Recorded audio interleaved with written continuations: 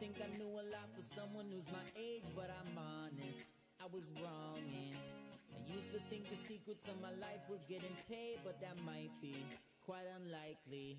Guess I'm dumber than I thought, but I'm thankful cause I'm smart. Being grateful for the things you have might get you what you want, but I don't remember anybody telling me that I would have to wait so long to know a single damn thing. I'm getting older and older, I got this chip on my shoulder. I don't know where it came from, but now I'm shaking it off. I keep my phone in a folder that's labeled don't come no closer. No, I don't really know much.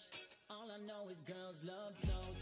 I don't know what guys love most, but I'm pretty sure the head is up there, cause life's too quick. Stress over the little shit, so I try to tell myself I don't care. We wait so long to just be wrong. We wait so long to just be wrong. So homie, don't test me, I don't remember shit from math. I remember taking naps in the back of class. I've been using Google Maps to navigate that ass. Baby, calm down, I'm talking to you.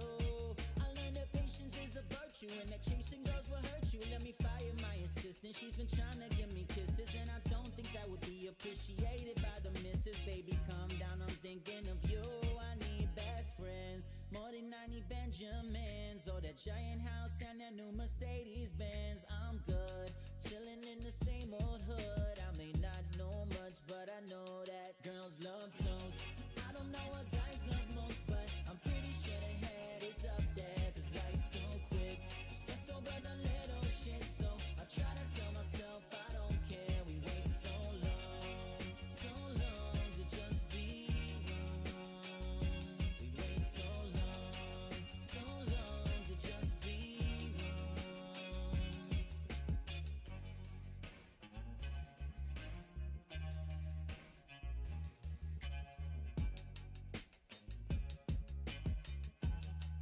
Yo, the toast is fucking done.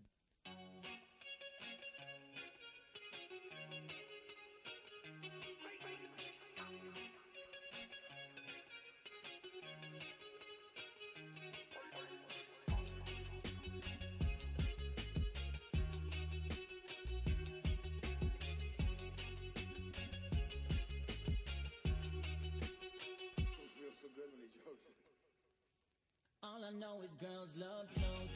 I don't know what guys love most, but I'm pretty sure the head is up there, cause life's too quick. Stress over the little shit, so I try to tell myself I don't care. We wait so long to just be wrong.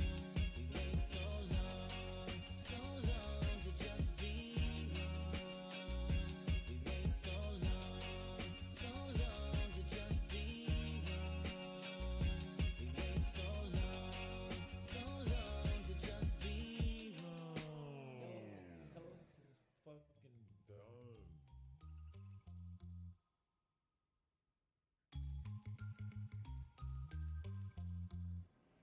This shit is sad, I'm way too lost. What's going on here, guys? Don't put me on, I just don't know what's true. I'm getting this feeling in my gut that I should listen to. So I don't know what's really up when I'm not next to you. Baby, I'm way too high, or is there something going on? I can't see with my eyes, oh. Is someone telling lies? I could be tripping, but it seems like something's just not right here. Am I acting paranoid? Oh Lord, don't tell me I'm slipping. That's just stress I can't afford, so please tell me this is different.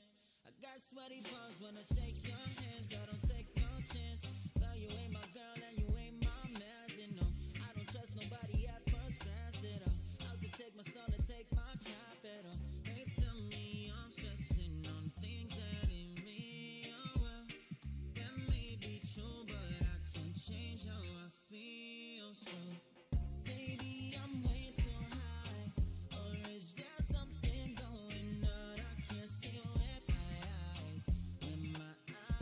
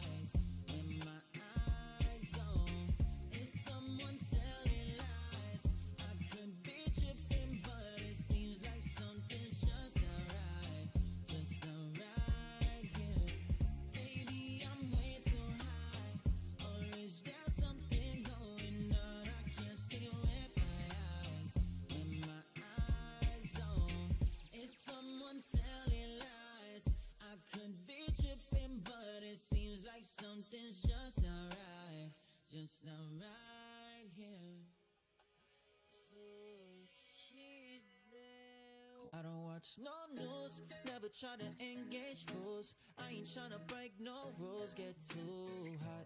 I don't wanna ruin my cool spot. I just wanna cruise and pay my dues. Never try to wear these shoes. I don't try to take your moves, so do not ever try to ruin my cool spot. I ain't tryna ruin my cool spot. I don't feel like I'm lucky, but I must be. And the God of the devil must have touched me. I can see tragedy when it's lurking. All these skills, but I never put the work in. Paying bills, and I'm about to. Lot of talk, and I doubt you. Got no time for a stale conversation. Guaranteed I don't need a vacation. And all I want is peace. All I got. I don't watch no news, never try to engage fools. I ain't tryna break no rules, get too hot. I don't wanna ruin my cool spot. I just wanna cruise and pay my dues. Never try to wear these shoes. I don't try to take your moves, so do not ever try to ruin my cool spot. I ain't tryna ruin my cool spot. I don't feel like I'm winning, but I might be. Shook an 8-ball said it's unlikely. I'm so good with a bad reputation. It's a pretty lose-lose situation. I do a lie and got mad when you pushed it. Guess I'm not that immune to your bullshit. This is real, but you act like it's practice. Fuck it up, it's a rap, baby, that's it. And all I want is peace. All I got. I don't watch no news, never try to engage fools. I ain't tryna break no rules, get too hot. I don't wanna ruin my cool spot. I just wanna cruise and pay my dues. Never try to wear these shoes. I don't try to take your moves, so do not ever try to ruin my cool spot. I ain't tryna ruin my cool spot.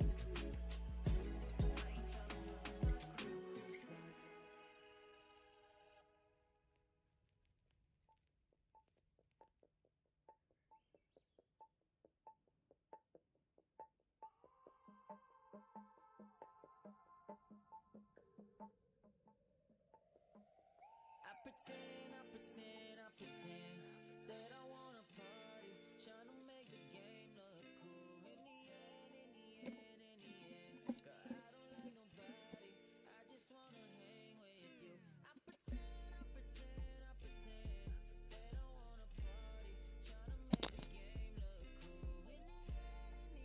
In the end, girl, I don't like nobody, I just wanna hang with you. Alrighty.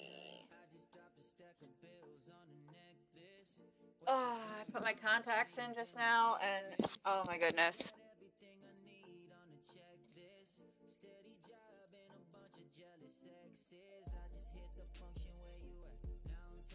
How is everybody? Everyone out there?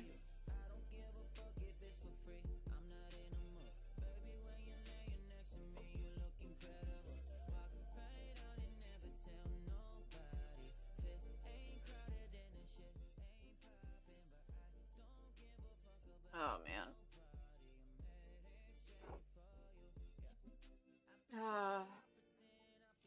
You know, I'm really proud of myself in the hustle. I've almost made 1,000 followers on TikTok without getting banned. Mind you, this is probably my 3rd TikTok account, not gonna lie. It is very difficult. I don't care what anyone says. And there's like this piece of hair that wants to be a pain in the ass.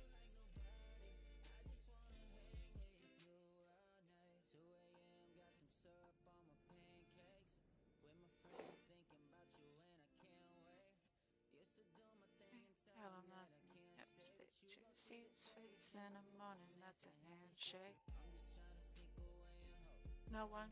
So, my awesome boyfriend bought me Diablo 4 expansion pass. So, we're just waiting for that to come up. Gonna definitely be playing that. Hello, Freya.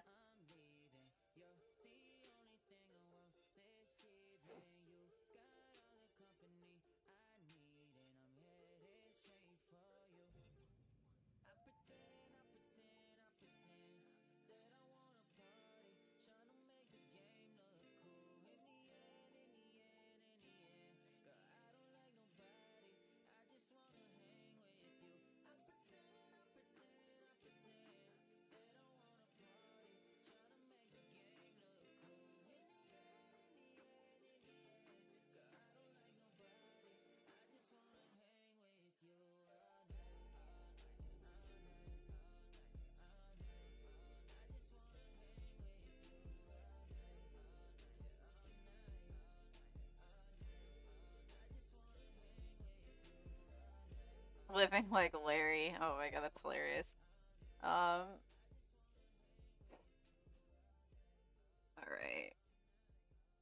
So we got absolutely nothing done last night because that raid literally wasted all of our time. So what I think I'm gonna do is get that last key in, because at least I can do that. And then do delves, unfortunately. You know, I don't really like doing delves. I'm not gonna lie. But, whatever. We all have our things. Mine's a 7 Dawnbreaker. I'm not really ready for that.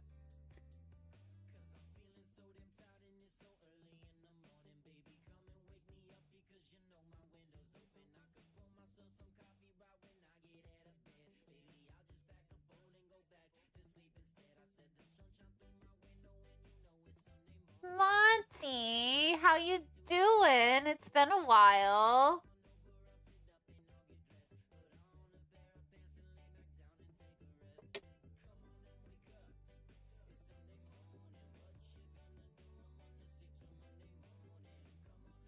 Oh boy.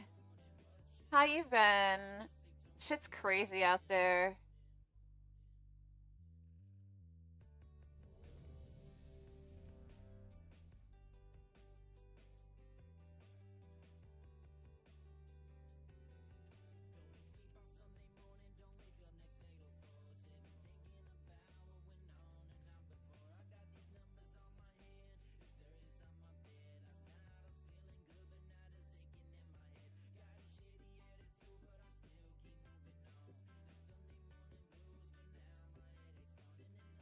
Things have been like absolutely nuts lately. I was actually on Instagram today looking at some feeds of local people, and I'm like, I know these people aren't Jewish. What the fuck are they doing at the temple?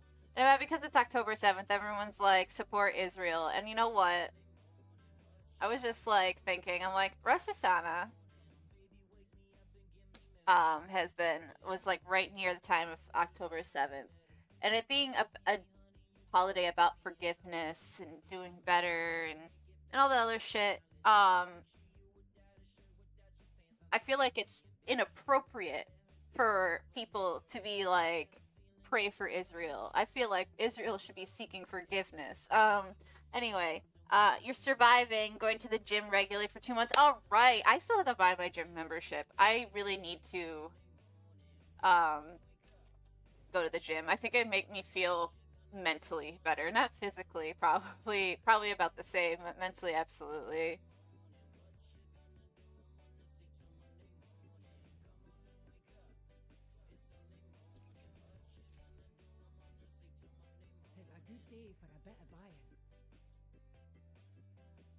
What a weird position that is. I'll be right here when you need me.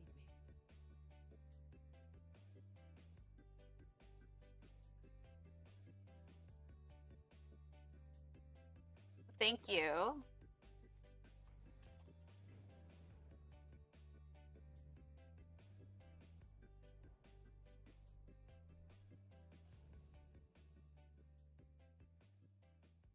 Yeah, fuck it. We're not gonna bother with pots. I don't know. I feel weird about non-Jewish people going to temple. I think that was my thing there. It was like, I know you're not there because you're Jewish. I know you're not Jewish. Like, I don't know. I don't know. It feels weird. Like, any other day, you probably wouldn't give a shit about my religion. So, why now? You know, kind of one of those things. And I wouldn't even consider it my official, like, belief system. It is my heritage at this point. Like, I celebrate certain things because I have a child and I want him exposed to that rich heritage. But basically, I had a bunch of aches and pains because I sit at a desk after a bunch of physiotherapy. It basically comes down to imbalanced muscles, so I figure I'd get stronger. That's awesome. Definitely sitting at a desk does stuff to you. I have a job now where I sit at a desk all day, and I gotta tell you, like, it kills my back. My sciatic nerve issues act up. Like, I just, in general, feel, like, sore all the time. And it's because of my inactivity. So I need to go to the gym more. I stopped walking to work because I have a job now where I can't physically walk to work. So I have to get, I ride the bus or I get a ride.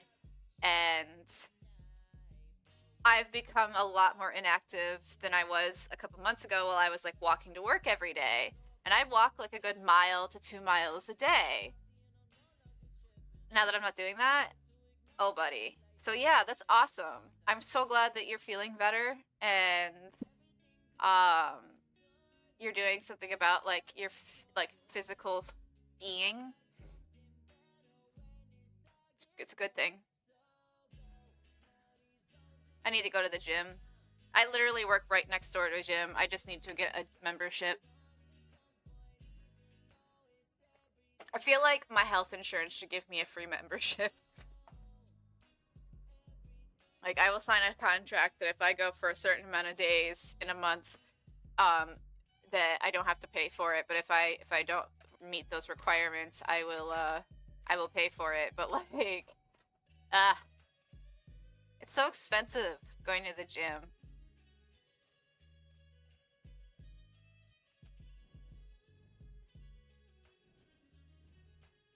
I went on a walk today with my kid.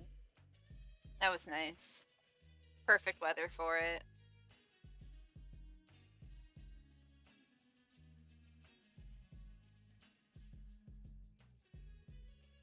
I don't have a problem with anybody.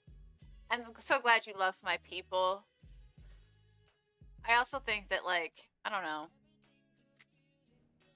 It's not, I guess, the Jewish people per se that are doing the bad things right now. It's the government and the people who believe strongly in said government. And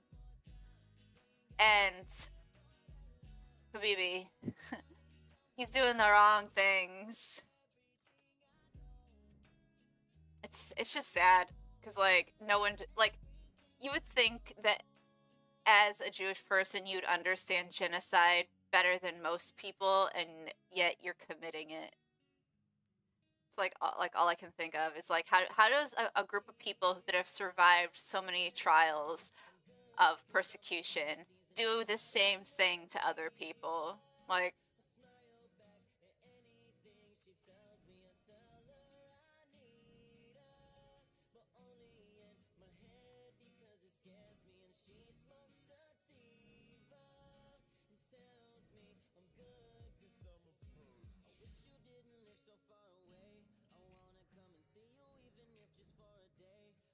I'm having, like, two different conversations right now, I realize, about the gym and physical fitness and Jewish people. The duality in my mind, I don't know. I have 50 million things on my mind right now. Freya was Bonbon. Oh, she's too busy licking her own butt.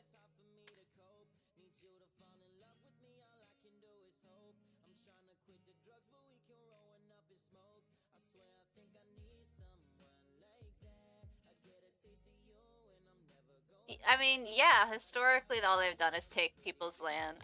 Colonizers. Ugh. This is my new bunny, by the way. This is Freya. Unfortunately, Thor passed away about a month or so ago. And I adopted a baby bunny. This is Freya. She's adorable and a menace at the same time.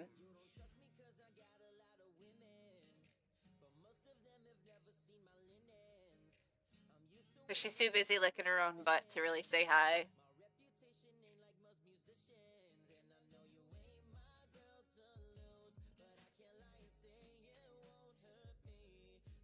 Man, this key is poppin'. Everyone wants to do a fucking necrotic wake. Oh yeah, absolutely.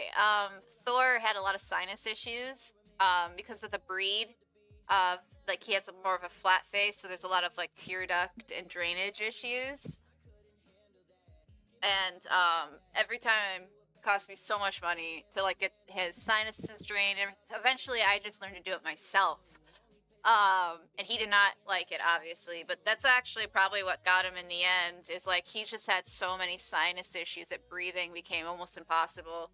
And a lot of the times when I take him to the vet, they were like, he probably doesn't have much longer, and he did make it to 12 years old. So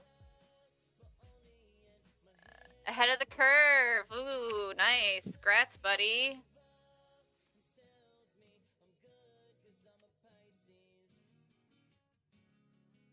But yeah, bunnies are expensive because they're exotic animals. So it does not, a lot of vets don't deal with them. So you're paying for a specialty at this point, but she's not even 3 months old yet.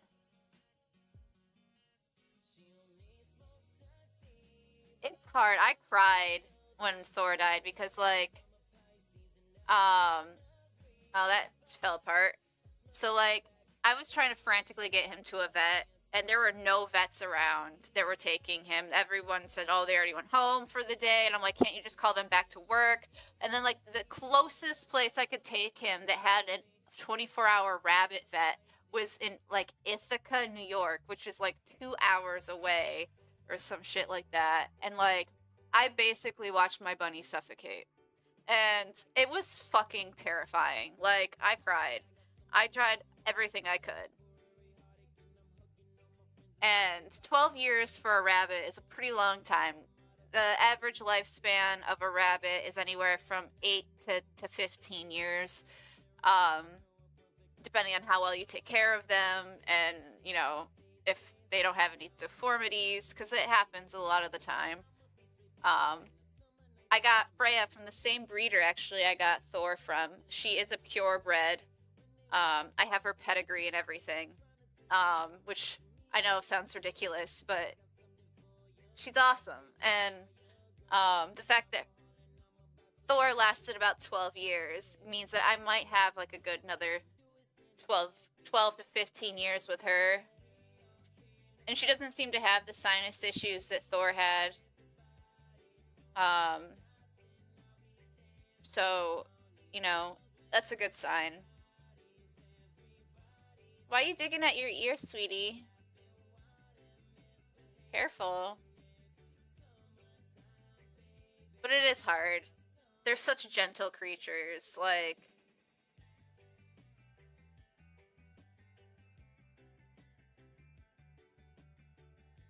Yeah, so because of the length of the ears and everything, like, a lot of dust gets stuck up in there, and it can cause a lot of ear infection issues and stuff like that.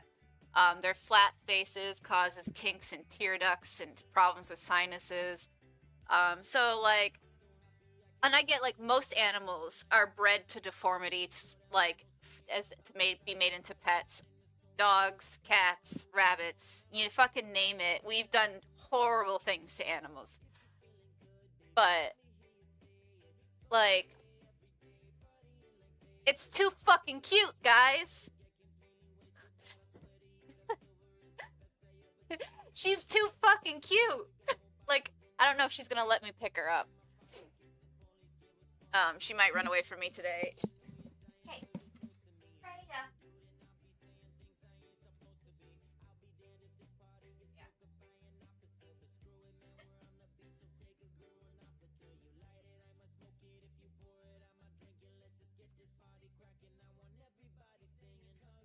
Not falling for that trick?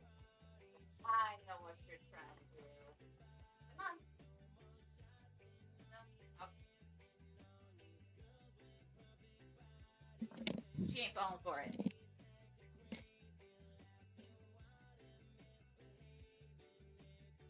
Thank you so much, Soft Antlers, for finding me on Twitch. Welcome. Also, a lot of people don't know a lot about WoW. It's at this point a niche thing somehow.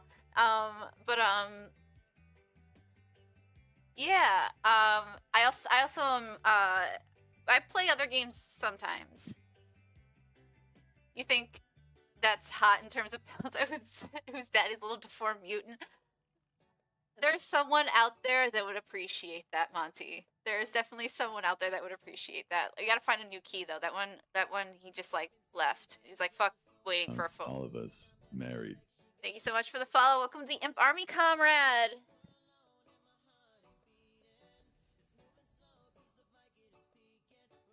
Alright, let's try to find a 5.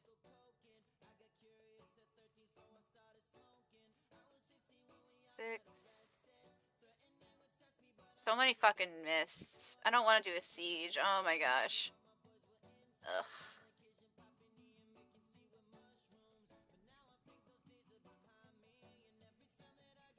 She just reminds me of the way I used to sleep when I was younger. So, okay, the lore. Where do I even start? Okay, so basics. When WoW started, there's this planet called Azeroth, and I'll pull up a map here. This is Azeroth. This is where we're at right now. Originally, there was only Kalimdor, Eastern Kingdom.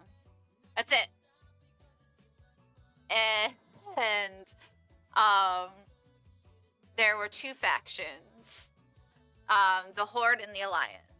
The Alliance consists of humans, night elves, dwarves, and gnomes. Then you have the Horde, which is originally orcs, Forsaken, which are the undead, Tauren, Troll. Right? Am I missing one? Yeah, I think that's it. And these 2 factions fought over basically land and territory throughout Azeroth. Fighting, world bosses and things like that. And if you picked Horde, you did that storyline. If you picked Alliance, you did that storyline. They eventually merge and whatnot. They both have some of the similar storylines if you're fighting, bosses and raids and stuff like that. Anyway, so there's this big faction war when it starts out. And I'm really bad at explaining this because there's a lot. This game has been going on for like 20 fucking years. Eventually,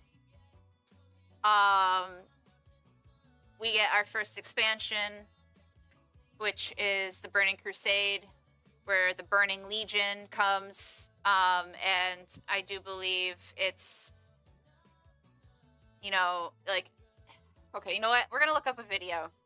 This might be simpler if I just we're gonna let someone else educate people because I am terrible. I know it all in my head, but I cannot fucking remember half of it. Like explaining wise, there's so much there. So WoW lore from the beginning. I wonder if they have like a short.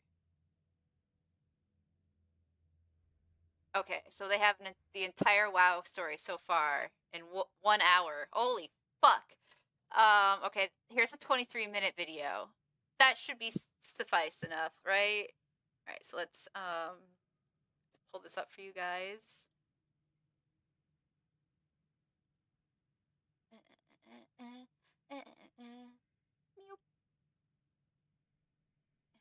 Pull it up for, and let's So, you're new to WoW and want to know what's going on, or you're just trying to figure out which horde you're a part of. Here's the entire history of Azeroth in 23 minutes. Way back at the start of the universe, there were Titans, which are gods born out of planets, kind of. The Titans formed a pantheon which went around looking for more baby Titan planets called World Souls. One of these planets was named Azeroth, currently inhabited by a bunch of elementals. A mysterious group of beings who wanted to kill the pantheon, named the Void Lords, were also looking for World Souls and sent their servants, the Old Gods, to go find and corrupt them. Some Old Gods found Azeroth and started... Okay, so this is like so much. Like this is like really like way deeper than what I was getting at. Like I'm just like video game. This is what you start doing. This is where it is, but there is a lot more that I totally missed. Pantheon eventually finds Azeroth too, and they start fighting everyone. First the Elementals, then the Old Gods. The Titans win, but they can't kill the Old Gods without killing Azeroth, so they build prisons instead. They leave behind a bunch of metal guys, and also some dragons to look after Azeroth and guard the prison in their absence. Off in another section of the universe, the Titan Sargeras learns the Old Gods could corrupt Titan planets and decides the only reasonable solution is to kill all life in the universe, so he starts building a massive army called the Burning Legion by corrupting inhabitants of Titan planets. The Pantheon isn't happy that all their planets are being corrupted, so they try to calm Sargeras down, telling him that the army is pointless because they found a World Soul strong enough to defeat the Void Lords. Sargeras responds by killing the Pantheon and imprisoning their spirits, and sets out to find and destroy Azeroth, fearing what would happen if a Titan that powerful was corrupted. Unfortunately, Sargeras forgot to ask where Azeroth was first, so he has to start looking for it. Another powerful world soul is Argus, a planet inhabited by the Eridar who are led by Archimonde, Kil'jaeden, and Velen. Sargeras wants to corrupt Argus and approaches the free rulers in disguise, offering them immense power with no strings attached. Archimonde and Kil'jaeden accept the power like suckers, and most of the Eridar get corrupted, but Velen realizes it's a trick and refuses. Velen prays for guidance, and a race of sentient chandeliers called Venaro hear him and send a spaceship, which Velen and the remaining uncorrupted Eridar use to flee Argus. The 20 plus years of lore, would it be hard? No, absolutely not. So right now, there are a lot of versions of WoW right now. We have Classic, which is now up to Cataclysm expansion. There is Season of Discovery. I think there's regular Classic WoW, which is completely vanilla, the basic version of it. It started at back in 2006. And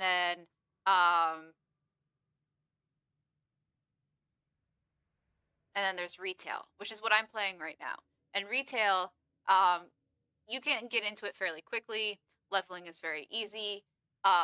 It's very fast. And they have these things called warbands. So if you make multiple characters eventually, you can share loot and get experience boosts and all this other stuff. So it's not hard getting into WoW. And if you're really into lore, and you like questing, you get a bunch of lore through questing. So you get to learn about, the world around you, how it affects you as a player, like all that fun stuff. And it's not hard to get into. I would say that it's like they've made the game so beginner and user friendly at this point that like playing Retail really anyone can fucking do it. I mean, there's grandmas that play this game, quite literally, so I am one of them. So, I've been playing this game for like maybe 16 years, like pretty much half my fucking life. And I will say that it has never been easier to play WoW right now.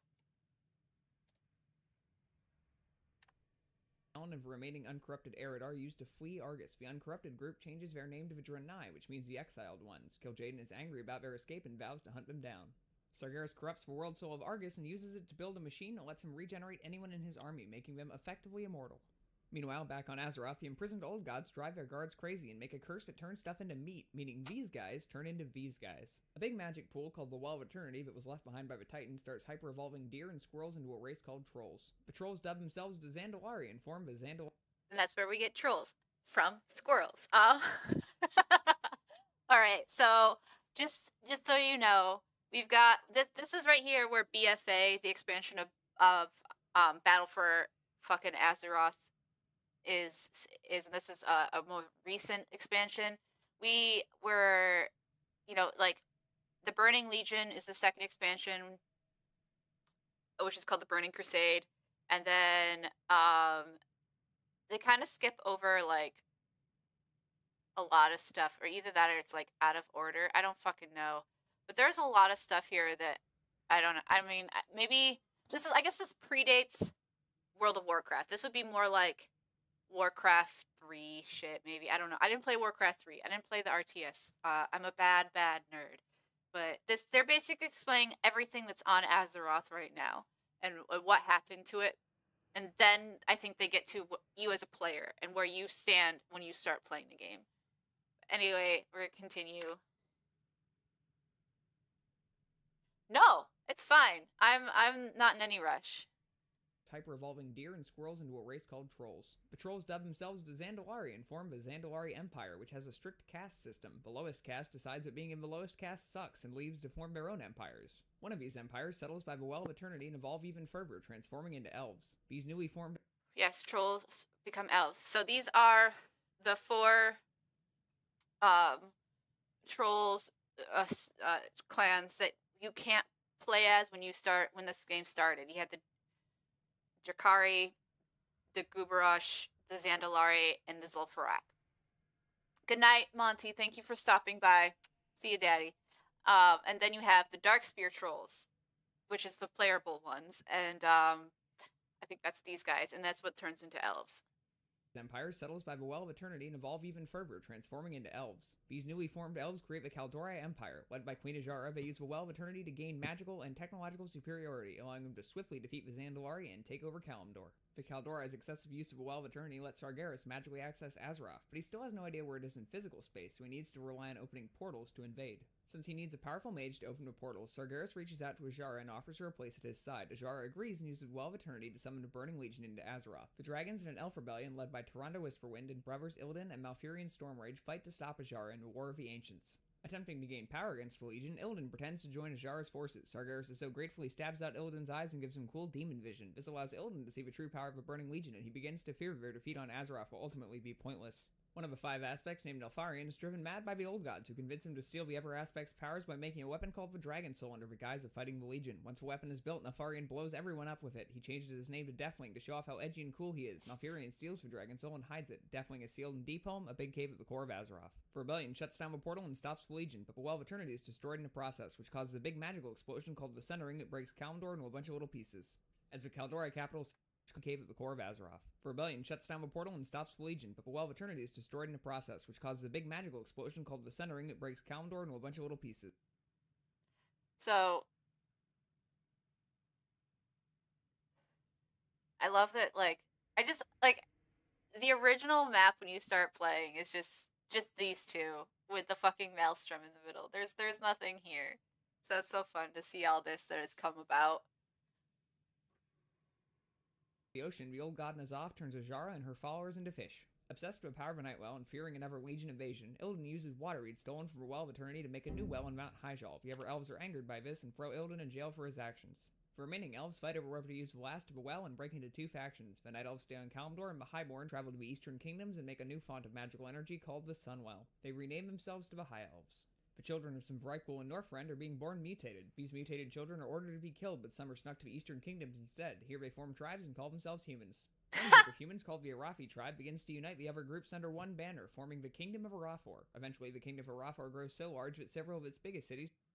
420, yes. And I didn't, I didn't realize that humans were considered deformed. Oh, it's great.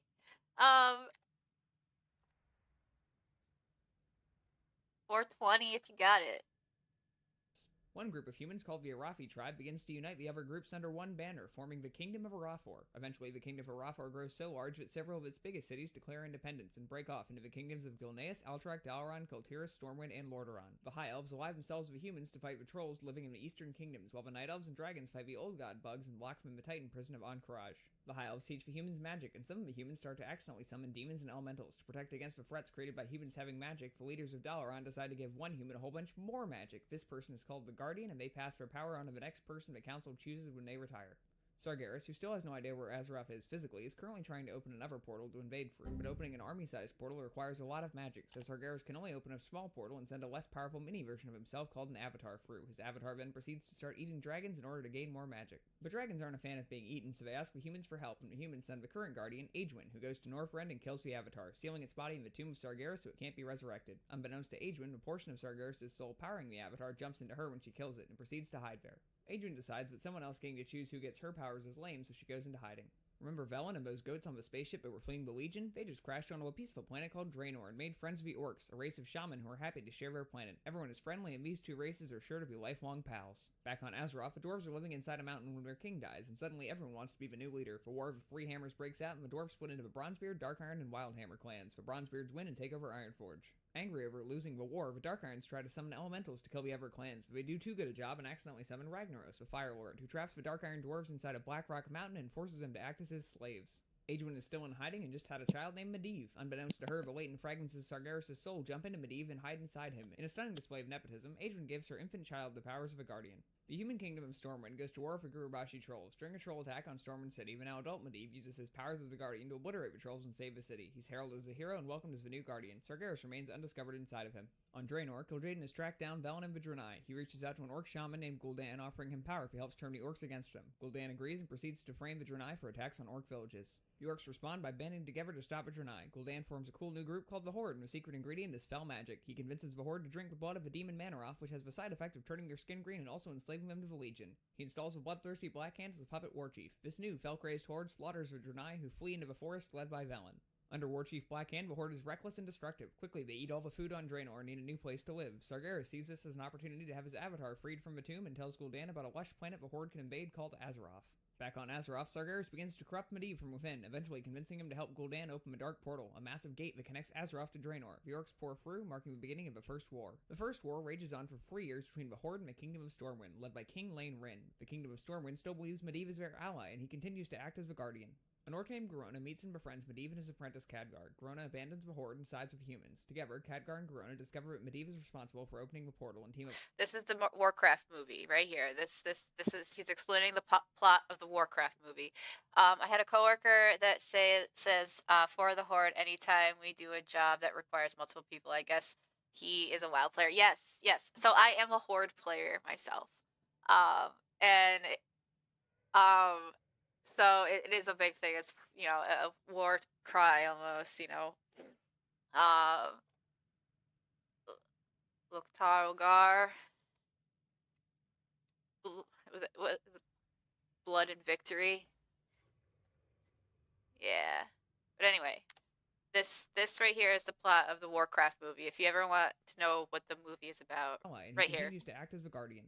An orc named Garona meets and befriends Medivh and his apprentice Khadgar. Garona abandons the Horde and sides with humans. Together, Khadgar and Garona discover that Medivh is responsible for opening the portal and team up with General Anduin Lothar to kill Medivh. Orgrim Doomhammer is upset by Blackhand's brutality towards his own soldiers and challenges him to a mock Garroth for leadership of the Horde. Orgrim wins and kills Blackhand. Garona returns to Stormwind to deliver her report of Medivh's death. While informing King Ren of the situation, Garona is possessed by Horde warlocks and assassinates the king against her will. Without its leader, Stormwind falls to the Horde, ending the First War. The survivors of Stormwind flee north to Lordaeron, where Anduin Lothar convinces the Ever Kingdoms to assist. Together, they begin to plan a second war against the Horde and unite into the Alliance of Lordaeron. Meanwhile, Doomhammer's Horde marches north from Stormwind towards Ironforge to get resources. The Horde fights the dwarves and gnomes, leaving them trapped in their cities. The Horde continues north towards Lordaeron, but it's too well defended, so they head past it and poke at the High Elves and Quel'Thalas for a bit before turning around. Gul'dan betrays the Horde and leaves for the tomb of Sargeras with some soldiers. Then he betrays Sargeras and ignores orders to open a portal, instead planning to steal the power of the tomb for himself. Sargeras doesn't like being betrayed, so demons eat Gul'dan.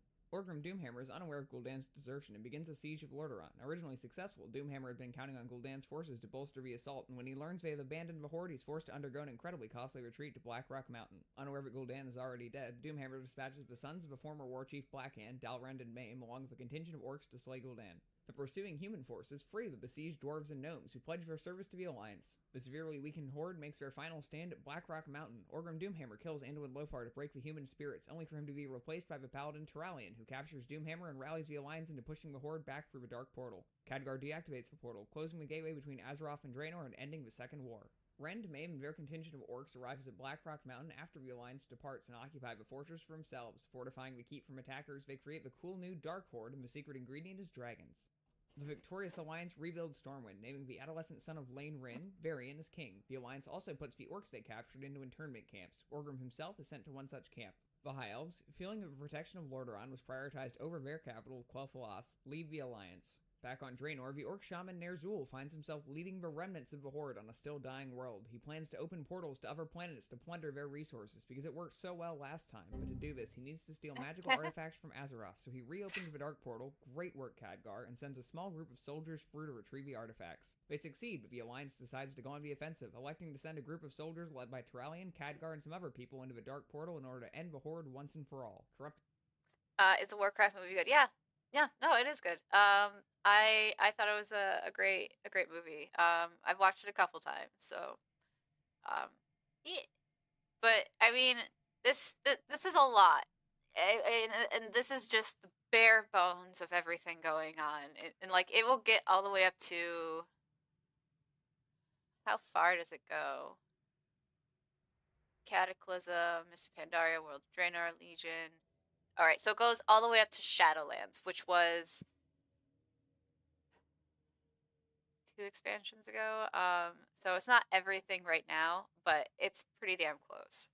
Power of the artifacts, Ner'zhul opens a massive number of portals at once, tearing apart the fabric of Draenor and abandoning the Horde. The planet is destroyed and pulled into the twisting Never, forming a floating landmass called the Outlands. In order to save Azeroth from the might of a now stranded Horde, Khadgar collapses the Dark Portal, trapping himself and the Alliance expedition in the Outlands. Presumed dead, statues of the leaders of the expedition are erected in the newly rebuilt Stormwind. Angered by Ner'zhul's betrayal of the Horde, Kil'jaeden turns him into an evil hat and a sword called Frostworm that have the power to raise the dead. Then he drops him on Azeroth in order to weaken the human kingdoms in preparation for a Legion invasion. He also gives Ner'zhul a few demons called dreidel-locks to help speed things along. In the Orcish internment camps, a young orc named Thrall befriends Doomhammer, and together they rally the orcs into rebellion and escape the camps. They build a cool new Horde, and the secret ingredient is friendship, but Orgrim is killed, naming Thrall the new war chief. Thrall leads the orcs to the lost continent of Kalimdor in order to escape the humans. During the voyage, they meet with the Darkspear trolls and the Tauren, both of whom join the Horde. Ner'zhul, now called the Lich King, has had a few years to get ready, and he's starting to build a following. He needs powerful magic boys to open a big portal, so he recruits the wizard Kel'Thuzad, and together they make a plague that kills people and turns them into zombies. They release it into the northern cities of Lordaeron via infected grain, and the Third War begins!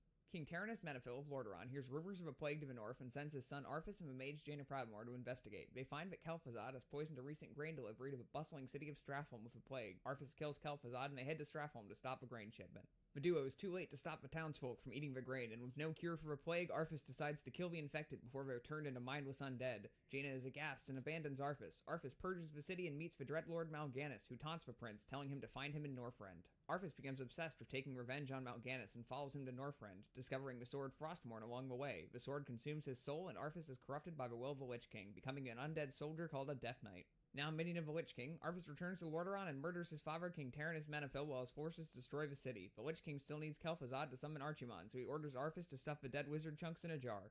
In order to raise Kel'Thuzad as a Lich, Arthas needs the power of the Sunwell, so he marches his forces north to Quel'Thalas. Along the way, he captures the Ranger General of Silvermoon, Sylvanas Windrunner, who he kills and raises as a Banshee. The Scourge storm Silvermoon and slaughter the High Elves, raising Kel'Thuzad as a Lich and corrupting the Sunwell in the process. With Kel'Thuzad resurrected, the Scourge returns south and raid the city of Dalaran. Like, as much as I have played this game, some of the lore still, like, is... there's so much out there for this game. It is so hard to retain it all, and sometimes you just miss things. And I've clearly seen this video before because it said it was watched. So, I, being a fucking little burnout that I am, probably forgotten half of this.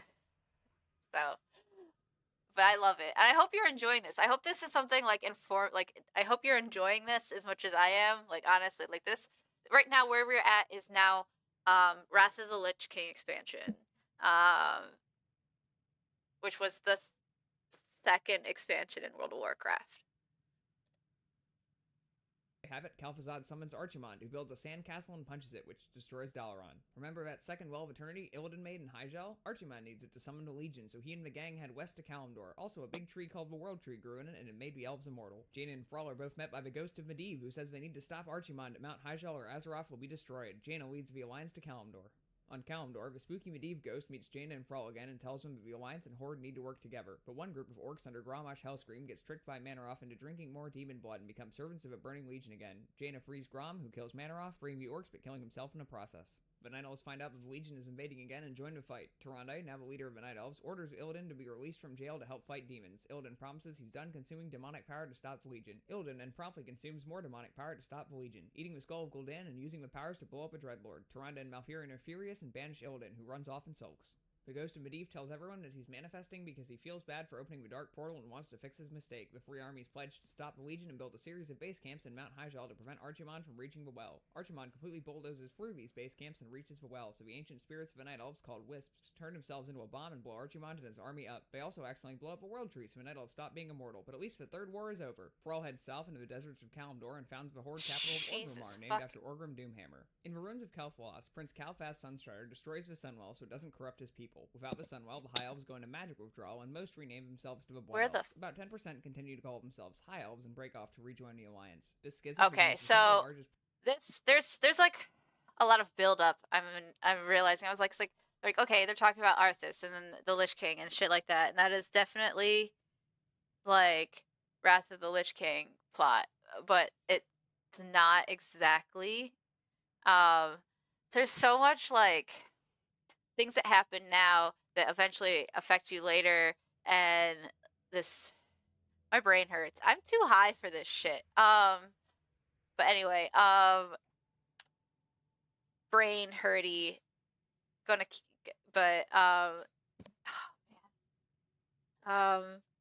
So right here. The Sunwell so it doesn't corrupt his people. Without the Sunwell, the High Elves go into magic withdrawal, and most rename themselves to the Blood Elves. About 10% continue to call themselves High Elves and break off to rejoin the Alliance. This schism becomes the single largest point of contention among the WoW player base. Illidan, still angry about being accused of serving demons, agrees to serve Kil'jaeden by hunting down and killing the Lich King, who's gone rogue. He teams up with some Naga and Prince Calphas and casts a spell which severely injures the Lich King. Ner'zhul the Hat realizes that unless someone puts him on, he will die from his injuries, so he recalls Arthas to Northrend. The Alliance rallies under Grand Marshal Garithos to push the undead out of the ruins of the Kingdom of Lordaeron, now called the Plaguelands. Due to the Lich King being weakened, Sylvanas breaks free from his control and works alongside them to retake the capital city. However, once the Scourge is defeated, she turns on her living allies and slays them. Claiming Lordaeron for herself, she unites the undead freed from the Lich King's control into the Forsaken. Arthas leaves Kel'Thuzad to command the remaining Scourge in the Plaguelands and returns to Northrend. Illidan battles Arthas in a final attempt to prevent him from saving the Lich King, but Arthas wins and puts on the hat, merging his soul with Ner'zhul and being frozen in a block of ice. Illidan retreats through a portal to the Outlands. He puts on the hat! Fearing the Alliance will attempt to retake Lordaeron from her, Sylvanas and the Forsaken join the Horde, hoping their military might will deter the Alliance. The Horde now consists of Orcs, Tauren, Trolls, and Forsaken. With the loss of Lordaeron, the recently rebuilt city of Stormwind becomes the new seat of the Alliance, which consists of the humans, dwarves, gnomes, night elves, and a few remaining high elves. The city of Dalaran gets rebuilt and they put it under a dome. A night elf named Fandral Staghelm decides to grow a new world tree called Teldrassil so the night elves can keep being immortal. It doesn't work, but the night elves decide to live on it anyway. While traveling to a diplomatic meeting with the Horde, King Varian Wrynn is kidnapped. His 10-year-old son Anduin is named leader of Stormwind, with Bolvar Fordragon acting as regent lord. This marks the beginning of World of Warcraft. The armies of the Horde and Alliance have been greatly weakened by the Third War. So wait a minute. All right, so they're talking about all this shit that happened before World of Warcraft even dropped. So I was sitting there thinking, like, holy fuck, all the like. Clearly, I never played the fucking RTS. Like, I probably should at some point in my life. I feel like I can't call myself a WoW player without it. I don't know. Recruit new soldiers from among their citizens to depopulate the local wildlife. These citizens become known as the Champions of Azeroth and are the player characters in WoW. In Blackrock Mountain, Ragnaros starts summoning elementals, so the champions of the Horde and Alliance banish him back to the Firelands. Then they go upstairs and kill Rend Blackhand. On Kalimdor, Cthulhu and all the bugs break out of jail, so the Alliance and Horde build a stick and use it to break into bug jail to kill Cthulhu. We can kill old gods, but the Titans can't, because reasons. Off in the Outlands, Illidan and Calphas steal a floating chandelier ship called Tempest Keep. Velen and the surviving Draenei steal a piece of it and fly off into space. Kel'Thuzad builds a big floating box called Noxramas that he's ruling the Plaguelands from. The champions of Azeroth break in and kill him. The remaining demons in the Outlands reopen the Dark Portal in order to invade Azeroth. They are beaten up immediately, and Azeroth decides to invade the Outlands to teach them a lesson. This marks the beginning of the Burning Crusade. Calphas discovers that Fel energy is a substitute for his Sunwell and joins the Legion. Blood Elves start doing Fel magic and their eyes turn green. Some are upset about this and join the Horde. The rest continue to follow Calphas. The Draenei crash land on Azeroth and join the Alliance because it's the side that doesn't have orcs. The Alliance find Khadgar, Kurdan, and Trollbane alive and operating in the Outlands. Illyria Windrunner and General Turalian are still missing. Thrall meets Garrosh Hellscream, the son who Grommash Hellscream left behind on Draenor. The two become friends and Garrosh joins the Horde. The champions of Azeroth beat up Illidan and send him to jail. Then we beat up Kalphas and he gets really big and dies. Kalphas gets resurrected with fell magic and decides to use the Sunwell to summon Kil'jaeden to Azeroth. The Alliance and Horde lay siege to the Sunwell, killing Kalphas again and stopping Kil'jaeden before he can enter Azeroth. Velen purifies the Sunwell by throwing a dead chandelier into it so Blood Elves don't die of withdrawal. This marks the end of a Burning Crusade. In Northrend, Malygos gets mad about how much magic people are using and decides no more magic for anyone. He begins to slurp up all the magic on Azeroth, which angers Vakir and Tor of Dalaran, since without magic, wizards are just frail nerds. They teleport Dalaran to the skies above North. The simplistic explanations of like everything and like it's so brilliantly oversimplified. It's fucking great. Vakir and Tor of Dalaran, since without magic, wizards are just frail nerds. They teleport Dalaran to the skies above Northrend and team up with the other dragon aspects in order to fight Malygos. Varian Wrynn is rescued and returns to Stormwind to take his place as High King of the Alliance. The new and improved Lich King Arthas wakes up and decides to conquer Azeroth. He sends infected grain to the capital cities of the Alliance and Horde, which kills some citizens, but mostly just angers the two factions, who team up and send an expedition to Northrend to stop the Lich King. They're joined by the Argent Crusade, a group of paladins devoted to stopping the undead. Some of Arthas' Death Knights rebel and join the Alliance and Horde. The Lich King resurrects Kel'Thuzad again and moves Naxxramas to Northrend in order to fight the Argent Crusade. Kel'Thuzad is killed almost immediately. Also, the dragons kill Malygos, so he stops eating all the magic, and another dragon named Klekos replaces him as the Aspect. Some of the Forsaken betray everyone and release a plague on a bunch of Alliance and Horde soldiers, including Bolvar 4-Dragon. Alexstrasza tries to save him by setting him on fire, with questionable results. Yogg-Saron wakes up inside of Ulduar, so the champions of Azeroth kill him before he drives everyone insane. The Argent Crusade hosts a big joust to decide who gets to kill the Lich King. The winners get to storm Icecrown Citadel. It's discovered that the charred but still alive Bolvar is being held by Arthas. Led by the High Lord of the Argent Crusade, Tyrion Fordring, the best jousters in... So, if we go back a little bit. Alright, so this guy right here, chained up like a fucking weird BDSM fucking dungeon, that's Bolvar 4-Dragon. The guy that got poisoned and set on fire, then got chained to posts. Oh my god. And then he eventually becomes the Lich King. March on Icecrown Citadel and kill the Lich King, shattering Frostmourne in the process. The spirit of King Tyrannus Menethil is released from Frostmourne and tells Tyrion that someone needs to put on the evil hat or the undead will start killing everyone. A walking charcoal briquette that is Bolvar calls dibs and becomes the new Lich King, getting frozen in a block of ice. The War of the Lich King ends. Remember Deathwing? The old gods have been whispering to him for 10,000 years, so he's even crazier than before, and he just woke up on the wrong side of a bed and broke out a deep home, blowing up a lot of Azeroth in the process. Now everything is on fire and Fantasy Utah got flooded. The King of the Dwarves, Magni Bronzebeard, tries to research how to stop Deathwing from blowing up Azeroth. Thousand Needles. Into a giant diamond. Now Ironforge doesn't have a king, and the three dwarf clans fight over who should lead. They wind up deciding to just make a council. Gilneas gets overrun by a furry convention, and the Forsaken invade and try to plague them. The Alliance shows up to help, but Sylvanas destroys Gilneas anyway. The wolves want revenge, so they rejoin the Alliance. A bunch of goblins that live on an island almost die in a storm, but Thrall saves them, so they join the Horde. The dragon aspects team up to stop Deathwing. They can't form Captain Planet without the aspect of rocks, so they recruit Thrall because he's good at talking to rocks. This means Thrall has to retire from the Horde, so he appoints Garrosh as the new war chief. Deathwing decides he isn't burning things fast enough, so he summons Ragnaros, who has legs now. The druids storm into the Firelands to keep Ragnaros from burning down their trees and kill him for real this time.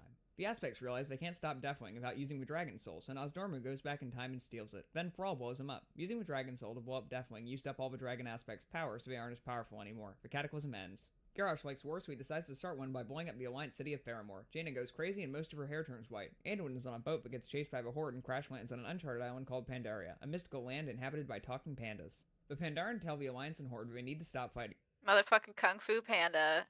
I won't say this is my least favorite expansion, but I didn't enjoy it as much as some people.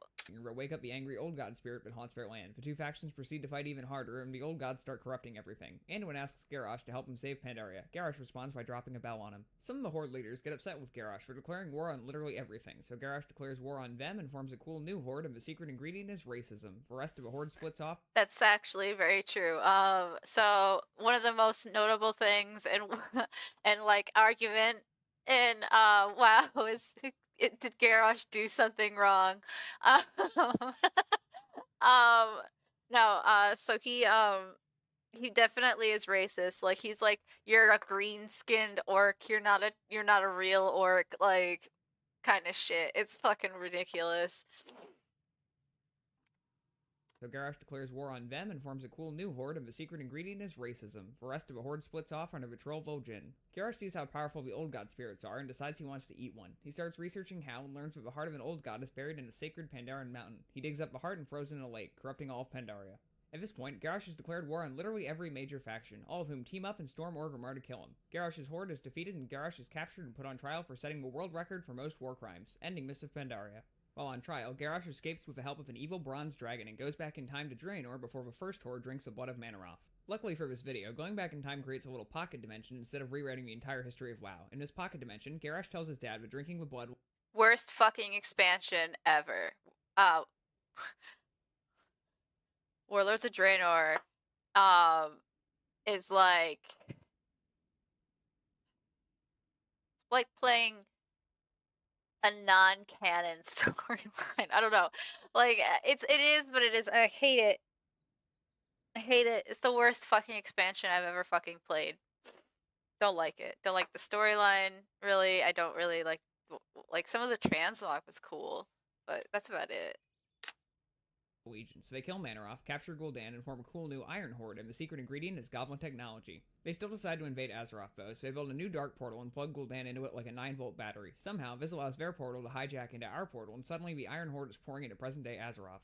The Alliance and Horde team up with Khadgar, a resident expert at closing the dark portal, and send a strike force called the Iron Vanguard through the portal to turn it off. They do this by unplugging Gul'dan and just letting him walk away for some reason. Then, since people keep reopening these things, we blow up the portal with a cannon. The Iron Vanguard goes around killing the various warlords of the clans. Thrall challenges Garrosh to an honorable orc duel, but then he loses, so he just kills him with lightning instead. Without 90% of its leadership, the Iron Horde gets absolutely bulldozed, at which point Gul'dan shows up with a cooler of that tasty demon blood, and the Iron Horde orcs all join the Legion anyway. Gul'dan summons Archimonde, who's still alive because it turns out that the demons that have been getting killed have to be killed in the Twisting Never, their souls just go back to Argus and reform. Also, this is the same Archimonde that fought in the Third War, because despite this being a pocket dimension, there's only one Burning Legion somehow. Look, WoD is a really confusing expansion. Anyway, the Iron Vanguard teams up with remains of the uncorrupted Iron Horde, because apparently war crimes are okay if other people commit more war crimes. They kill Archimonde for real this time, but not before he picks up Gul'dan and throws him into space. The Iron Vanguard declares victory and goes home, ending the Warlords of Draenor. The Burning Legion sends alternate universe Gul'dan to Azeroth in order to open the Tomb of Sargeras and let the Legion invade, and this time he actually does it. He also steals Illidan's unconscious body from jail to use as a vessel for Sargeras. The Alliance and Horde team up to stop the Burning Legion once and for all in a broken shore, and they get absolutely obliterated. Tyrion gets melted, Vol'jin is murked by a random demon, and Varian gets disenchanted by Gul'dan. This was the saddest fucking scene in WoW so far, is watching this man die and Vol'jin getting stabbed by essentially a background character and dying. Oh my god. Like, Vol'jin has the shortest rule, I think, of all the fucking war chiefs. And he's probably the coolest. Like, I love Thrall and all, but, like, I like Vol'jin more. And watching Varian fucking get just toasted by Gul'dan was absolutely heartbreaking. Even though he's an Alliance character, he is an amazing character. So it was so sad. For reasons unclear to everyone, including Vol'jin, he decides Sylvanas should be the next war chief and then promptly dies. Anduin is now High King of the Alliance and also kinda hot. Remember that Dwarf King who got turned into a rock? He woke up and he can talk to Azeroth now. Also, a fat goat turns Ysera crazy, so the champions of Azeroth kill her. Lich King Bolvar wakes up and he starts making Death Knights to fight the Legion. Also, he's on our side now. The Legion is still primarily located on the Broken Isle, so Khadgar teleports Dalaran there to fight them. The Alliance and Horde free Illidan, who disenchants Gul'dan. The Burning Legion is starting to lose, so Kil'jaeden plans to use the Tomb of Sargeras to make an even bigger portal so the Legion can bring more troops from Argus, but we storm the tomb and kill him first. For real this time. Illidan then opens the portal anyway, because he wants to fight more demons. The armies of Azeroth all pile onto a spaceship and fly to the planet Argus to kill the Titan Argus. They find Illyria and Turellian, who are on a space crusade. The gang finds out that Sargeras is holding the souls of a Titan Pantheon prisoner and free them. Then they kill Argus, which means the demons can't respawn anymore. Meanwhile, Sargeras finally has a portal big enough to pass through, so he heads to Azeroth to destroy it. The Pantheon stops him and puts him in Bad Titan jail, but not before Sargeras impales his sword into Azeroth in a last-ditch effort to kill the World Soul. The Legion is defeated and Illidan stays behind to bully Sargeras. Back on Azeroth, the Titan World Soul is bleeding to death because it has a big sword stuck in it. The blood is good at making bombs, so everybody wants it. Sylvanas is angry when an elf was mean to her, so she burns down Teldrassil. The Alliance retaliates by storming Lordaeron, so Sylvanas... Yes, so because there's these time rifts and portals, because of, oh my god, so WoD really fucked with everything, and then throwing Gul'dan, not like a different timeline Gul'dan into our now like timeline that isn't WAD. It's another timeline, like Gul'dan, and it doesn't belong there, and it has other things, and then like obviously because Sargeras still hasn't found Azeroth until like Legion, and he opens a portal to Legion to fucking Azeroth, and he gets caught and plunges his sword in there. But yeah, there's like between like obviously like we have different worlds, and between those worlds are space. I don't know. It is not entirely clear everything, but there is some form of space travel, at least. And then we have shit like this where Sylvanas just goes rogue. Sylvanas is angry when an elf was mean to her, so she burns down Teldrassil. The Alliance retaliates by storming Lordaeron, so Sylvanas blows it up. Anduin captures High Overlord Saurfang, who feels bad about burning down a tree full of defenseless civilians. The champions of Azeroth get a fantasy phone call from Magni. Azeroth is going to die unless they cram a lot of her blood into a magic necklace, so they start doing that. The Alliance and Horde go to Kultiras and Zandalar because they need boats. Saurfang still feels bad about committing genocide, so Anduin lets him go. Saurfang rallies the rest of the Horde behind him because they also feel bad about committing genocide. Saurfang and his no-genocide Horde team up with the Alliance and go to Orgrimmar to stop Sylvanas and her pro-genocide Horde. Saurfang decides at the last minute to challenge Sylvanas to an honorable orc duel instead, and Sylvanas agrees. Saurfang is about to win, so Sylvanas just insta-kills him and tells the Horde she never liked him anyway and flies off. Everyone feels bad, but yeah, that shit pissed me off. Like, why do you have to die? Fucking Sylvanas. Just left, so they forgive them for all the genocide immediately and before 4 ends. Things are starting to wind down when the champions of Azeroth accidentally set N'Zoth free because a knife tells them to. Then they kill him with a magic necklace and nothing of consequence changes. Sylvanas flies to Icecrown Citadel, beats up Lich King Bolvar and steals his hat. Then she breaks it, which makes the sky explode and also probably kills Ner'zhul. Now the afterlife is connected to regular life, which is bad, so everyone is about to kill themselves in order to beat up the Grim Reaper. And that's the history of WoW. So yeah, and then there goes into Shadowlands, where basically, because Sylvanas splits the Lich King's hat in two, and it creates this rift between the undead world and the living world, we have to go into this awful place called the Maw and fight the jailer who what uses Sylvanas as a puppet and Anduin as a puppet and takes over Anduin. Anduin, because of this expansion, becomes a sad boy. So we don't really kill Sylvanas, we just banish her to the Maw, which is stupid, but whatever. And because Anduin was possessed by the jailer, basically making him a Lich King 2.0, he becomes a real sad boy. And now in this expansion, Anduin's an absolute fucking pussy. And yeah, I don't know. Yeah. Oh man, that is a good overview of basically everything going on.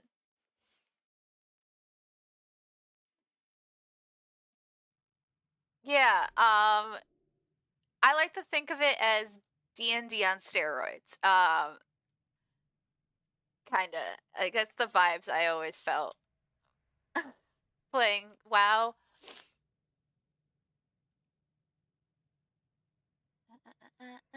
Let's find a group. We don't want to do a 0. We want to do at least a 5. Stone Vault, yes. Mist, yes. GB. Necrotic. And the Mist always wins. Somehow I'm always chosen to do this one.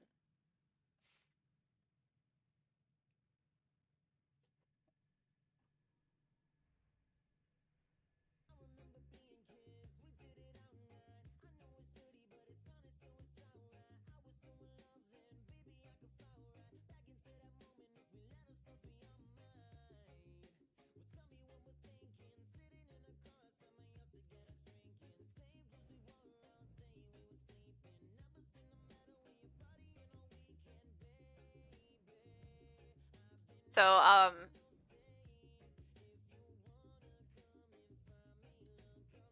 I do honestly recommend this game. As much as I bitch and complain, like, I'm not gonna lie, for a casual player, like, this game can be very enjoyable. If you're just gonna, like, you don't have to be competitive. Like, I am competitive and it makes me miserable. If I were to resign myself from being a tryhard, holy shit, that's, whew, thank you. That scared the shit out of me. Thank you so much for the follow. Oh my gosh. Oh, and it delisted itself. Oh my gosh. That was loud. Thank you so much. Oh, I hate this game sometimes. So,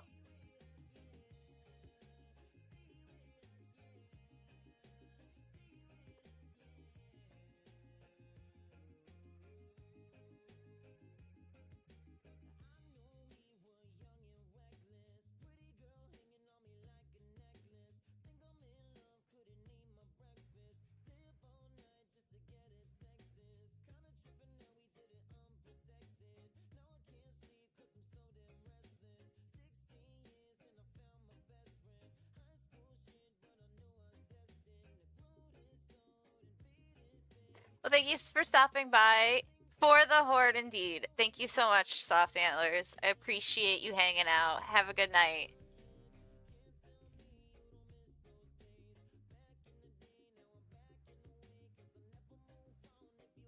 Alright, Necrotic Wake. That's Bastion. Whew. Hi, Freya.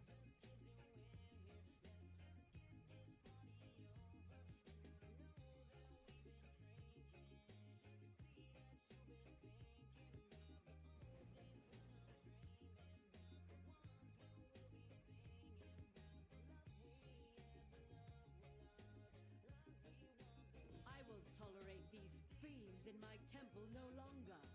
See that they are dealt with.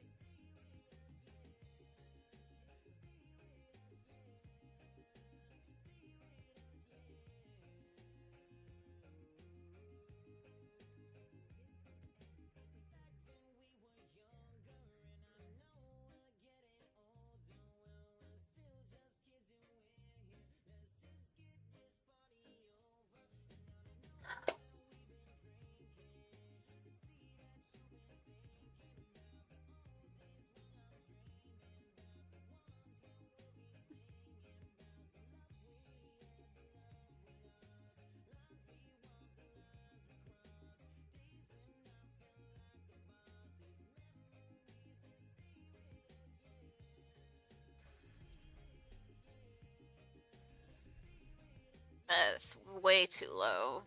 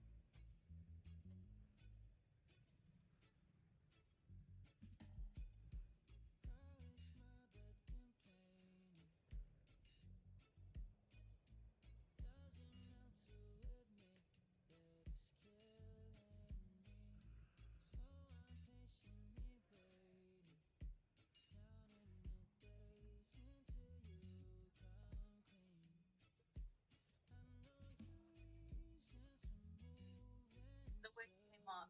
It's been.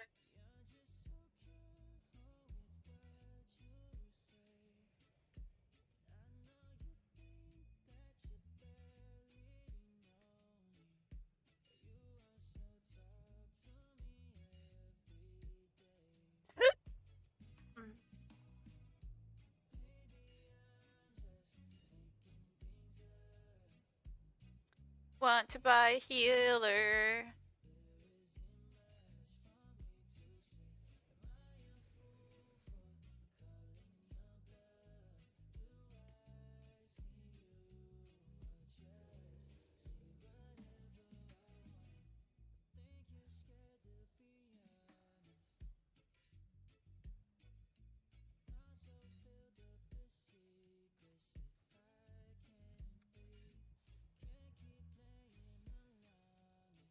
shit, I have almost the entire heroic set. You know what that means? That looks so fucking dope. I love the purple and green.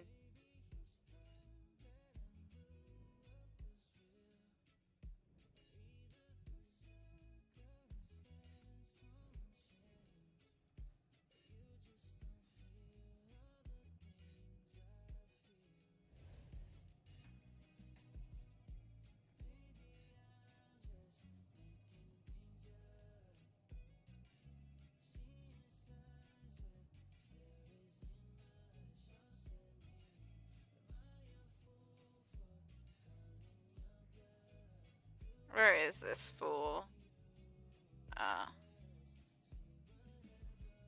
Whatever, I guess.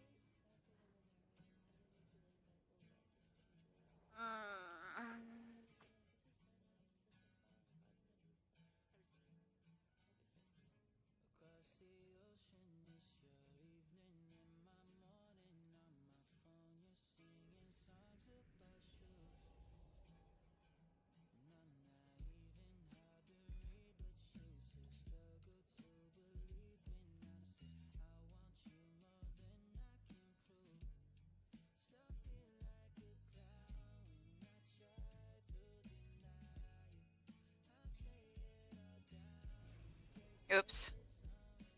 That looks so fucking dope. I've never actually zoomed in this far on this. Cool.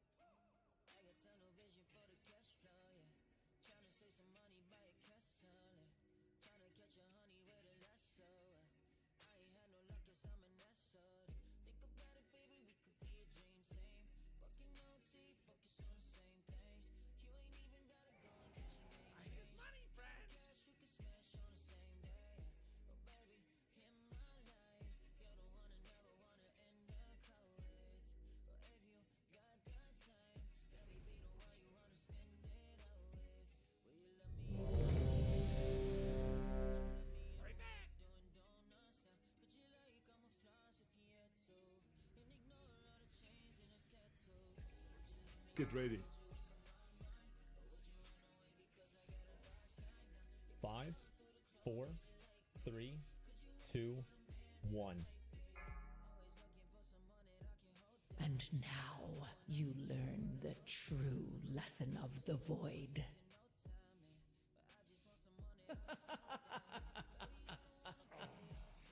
Yet another of the Kyrian's loyal servants.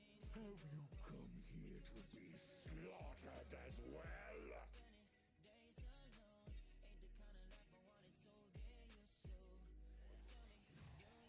This temple was merely the first to fall. Soon, all of Bastion will burn.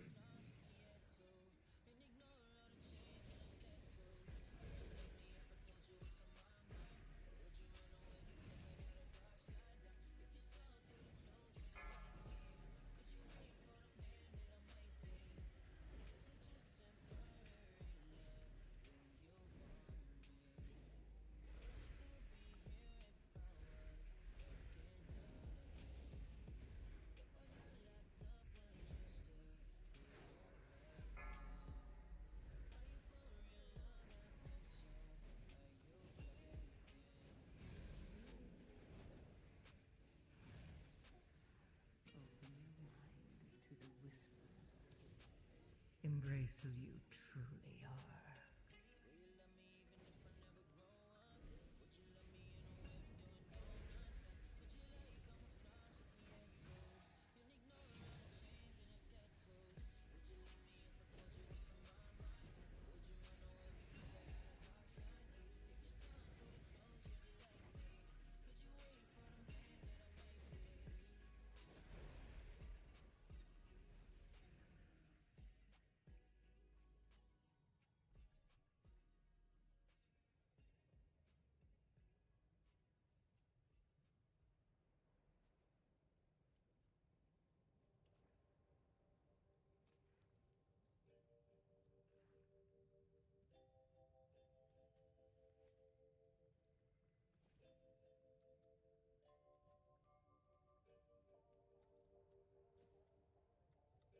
Oh, I fucking hate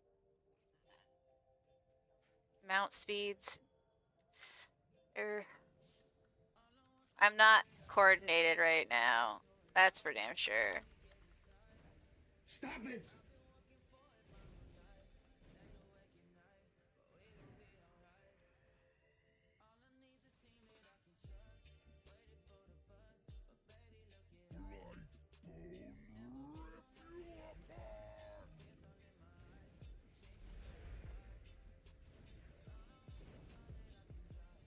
Destruction!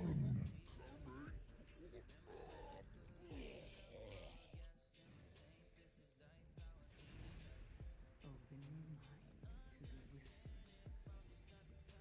Embrace who you truly are.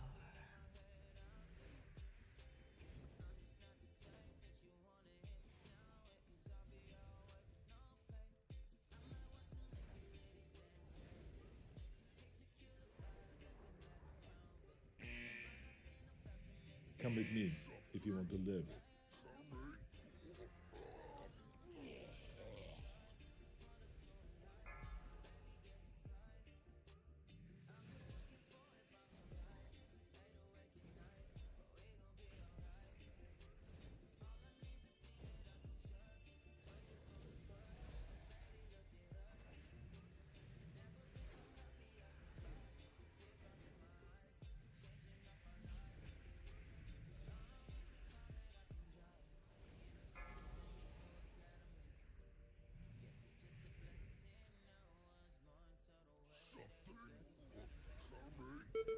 Open your mind to the whispers. Embrace who you truly are.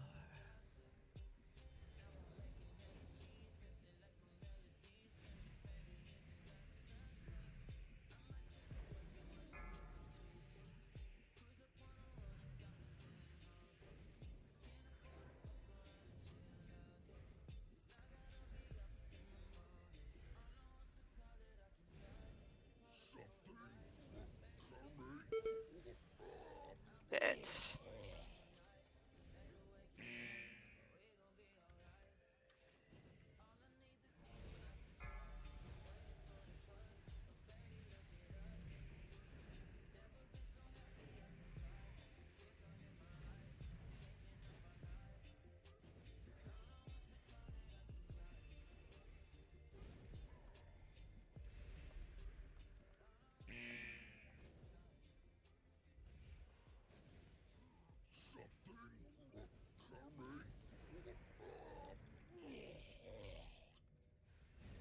Open your mind to the whispers.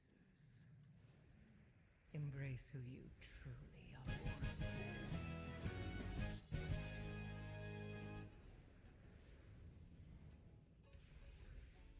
Stitch flesh will be irked to know you destroyed. Damn. Really? Still no Deer 4? Yeah, we're probably not gonna be able to play it tonight. At least I won't, unless you're staying up until it comes up. Your limbs as repayment.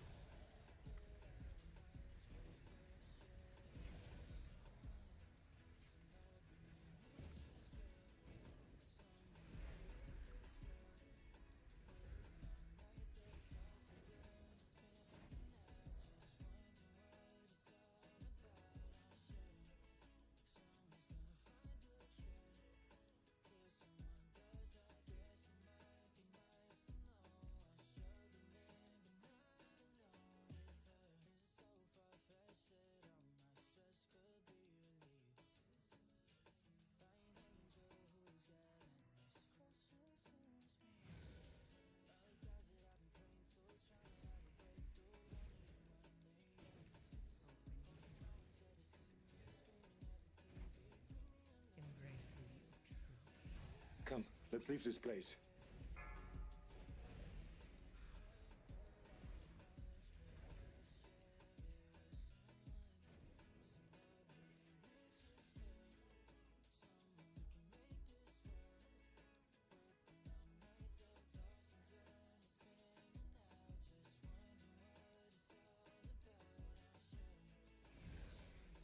Destruction!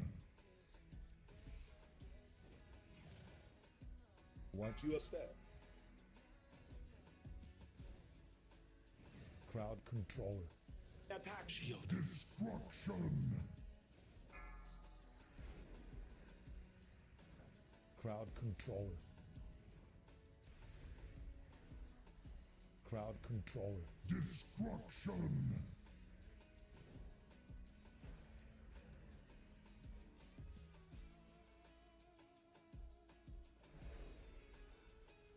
Watch your step. Embrace who you truly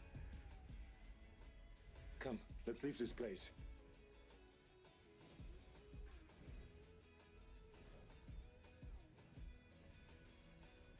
Watch your step.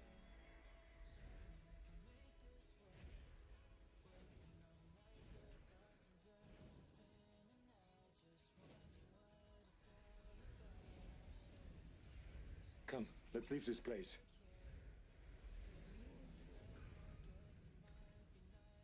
Watch your step.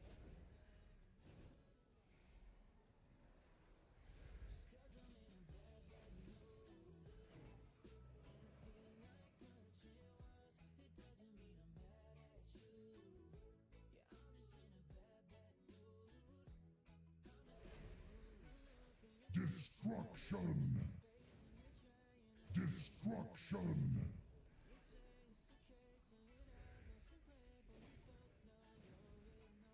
Attack shield.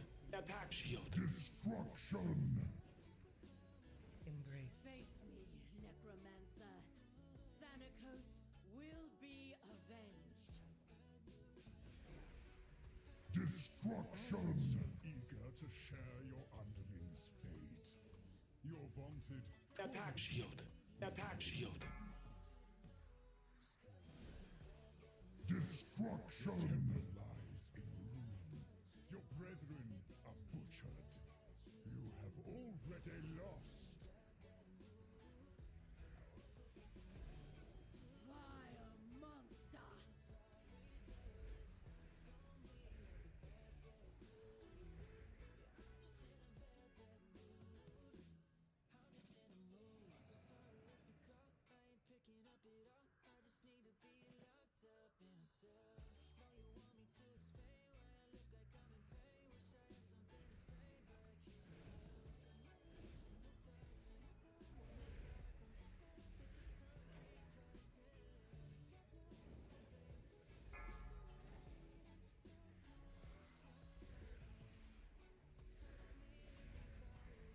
Open your mind to the whispers. Embrace who you truly are.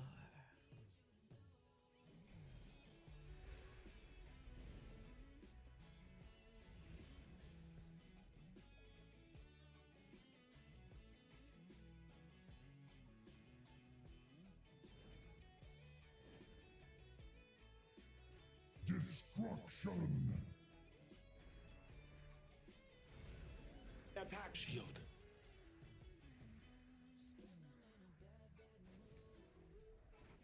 Destruction! Watch your step.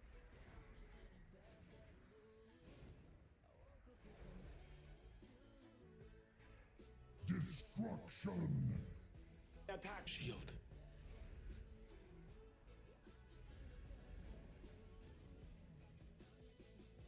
Watch your step.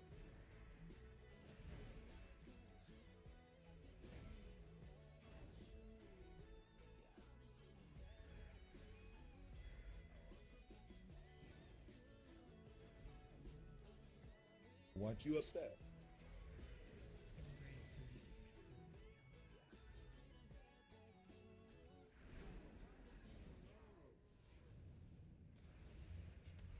I need a target.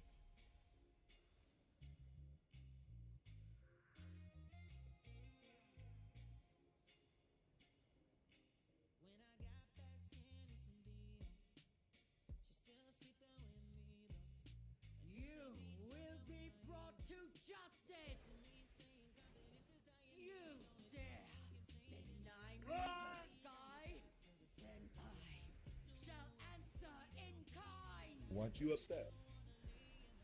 Foolish paragon! There is nothing you can do to stop us. What you accept?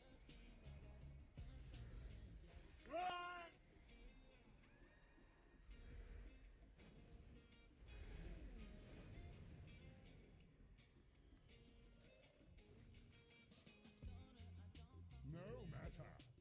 My minions are endless.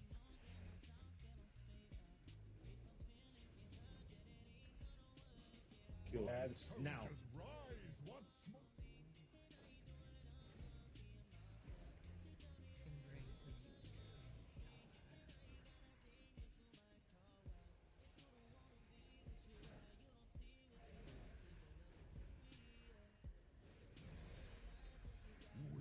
Incoming. Affirmative. I see everything.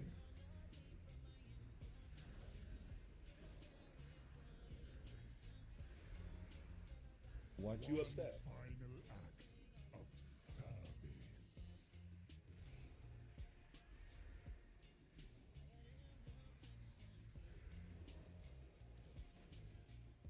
Kill ads now. Shall serve me again.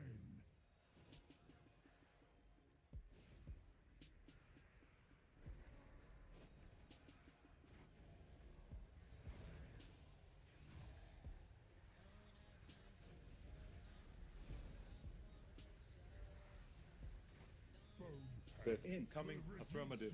I see everything.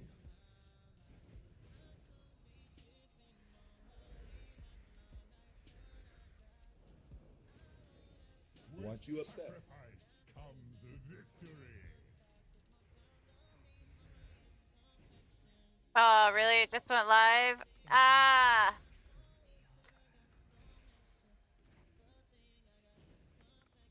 Kill ads now. Shall serve me again.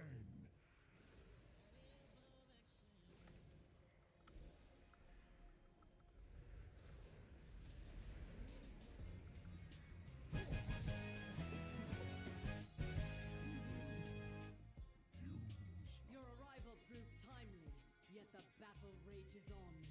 Oh man, 40 gig update? Jesus fucking Christ. We have all the corpses we need, Stitch Flesh. Prepare to strike at the next temple. Just a moment longer. It seems that the parts for my new creation have arrived at last.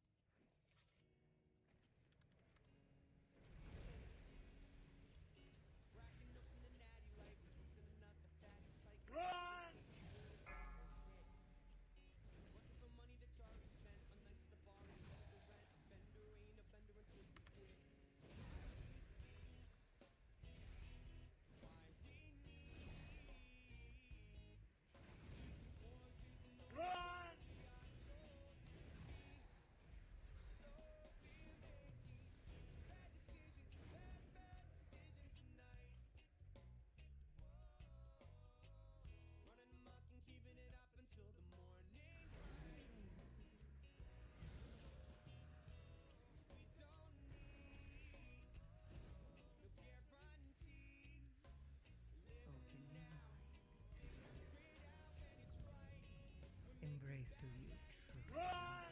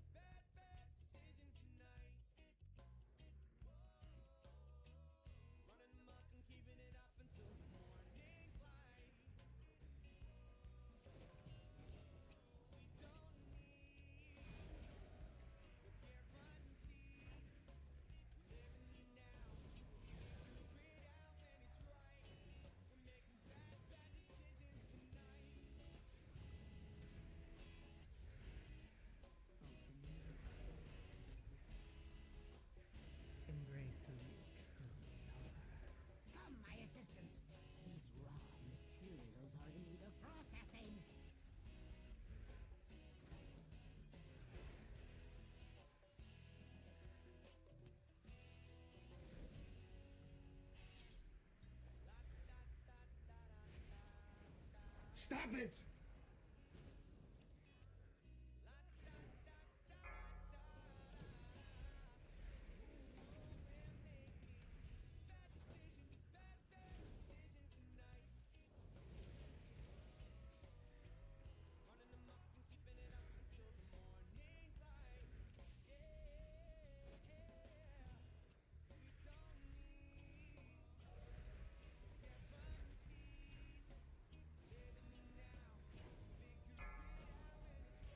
Incompetent oaks. Gorgrind, try not to damage those limbs whilst you tear them off.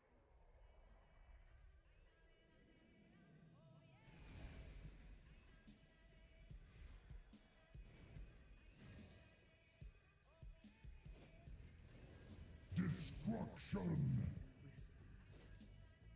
Embrace who you truly are.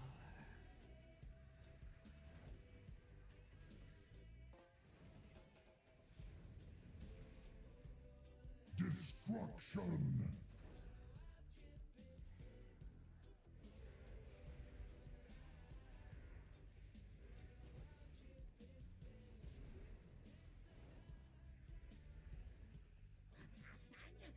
How vexing! Rotsview, get to work and don't fail me like your predecessor!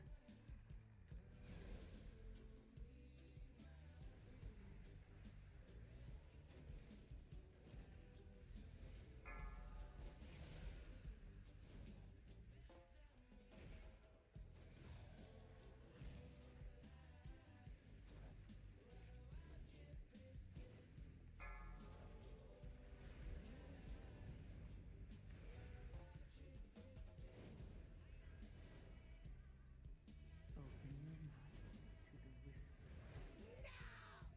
Embrace who you truly are. I can't wait to put your corpse to you. I'll have you in stitches!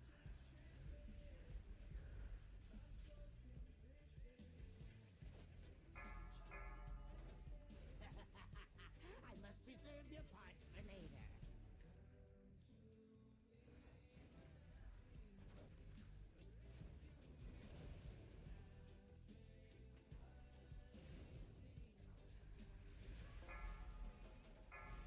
Oh, I'm awfully proud of this one.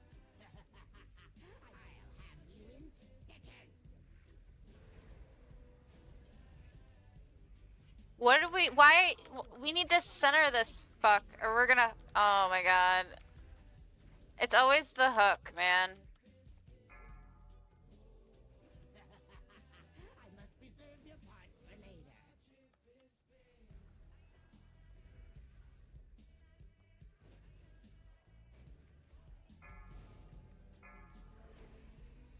I'll have you in stitches.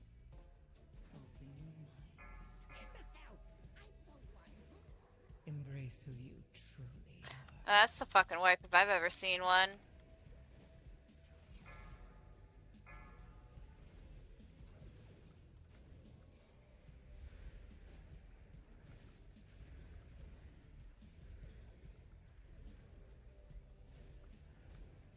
Have you no respect for craftsmanship?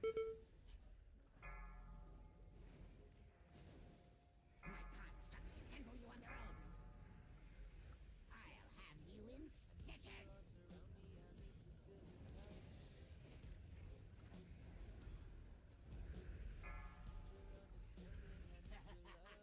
I must preserve your parts for later. Your flesh holds such potential. No, imbecile! I'm the one who made you.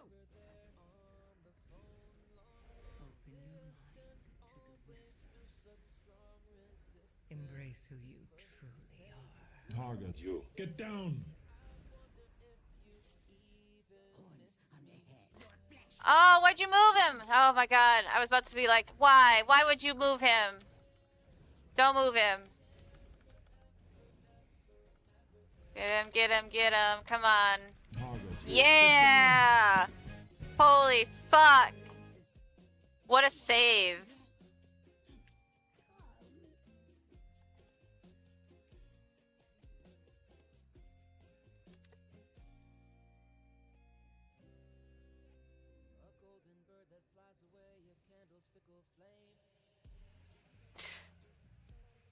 What a recovery.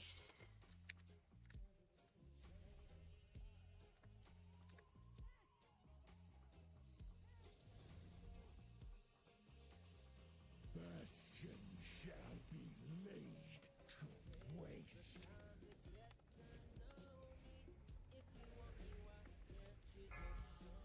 Target you. Get down! Watch your step. Can escape the storm.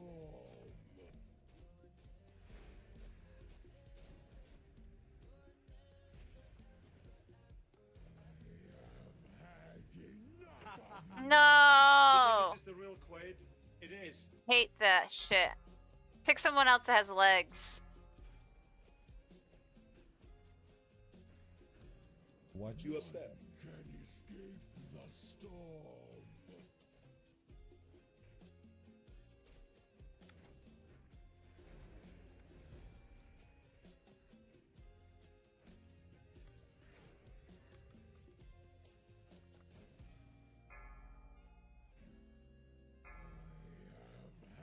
Enough of you. Watch your step. Can escape the storm.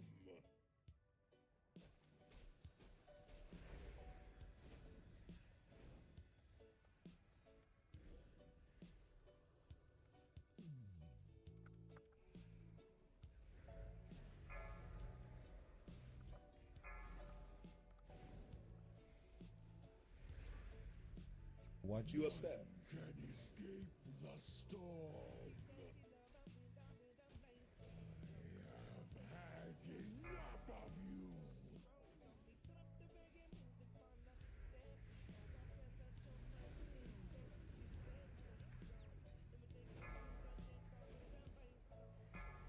Open your mind to the whispers.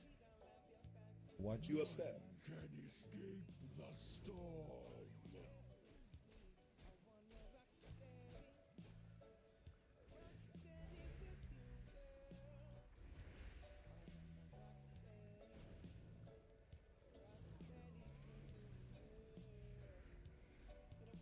Target you. Get down! Watch your step. Can escape the storm.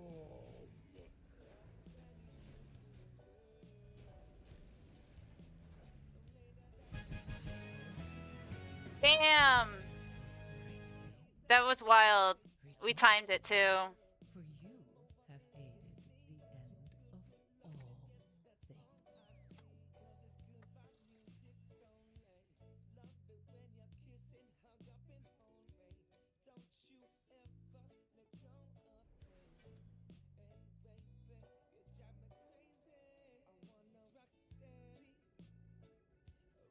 you have aided the end of all things.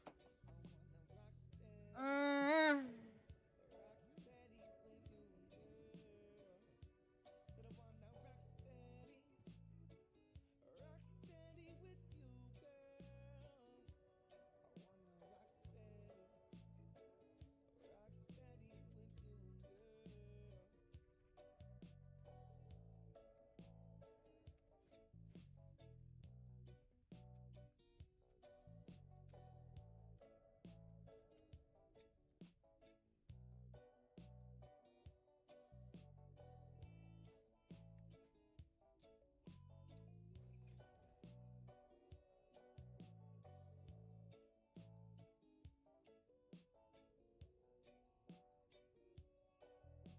I really need to do my delves, though. Shh. Ah. Fucking delves. Ugh.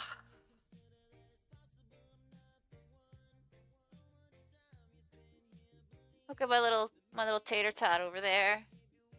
I wonder if I can get the camera to zoom in to her.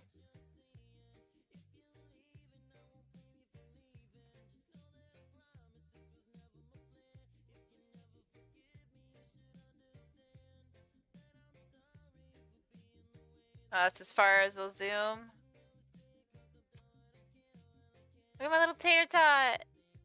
Ooh, look at her. Look at that little tater tot.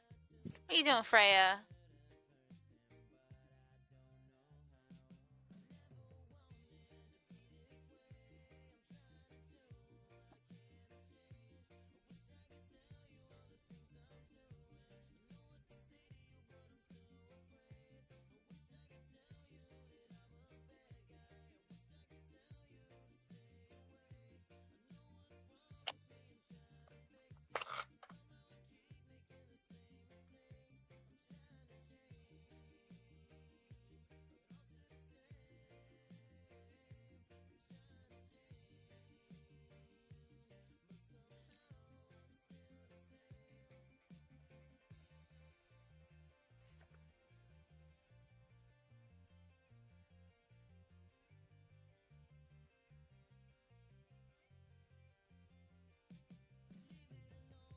Alright, let's go to these stupid fucking delves.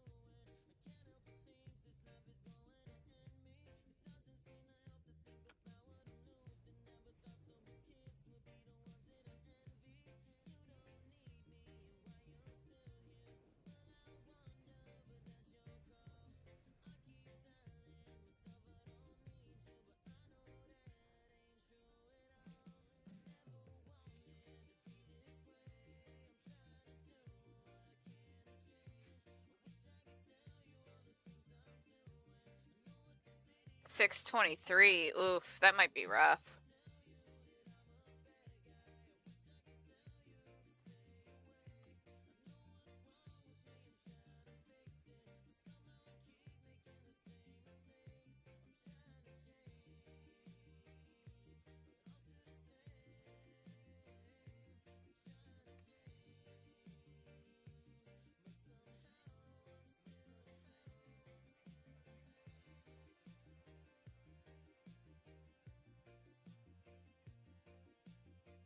I know, but like...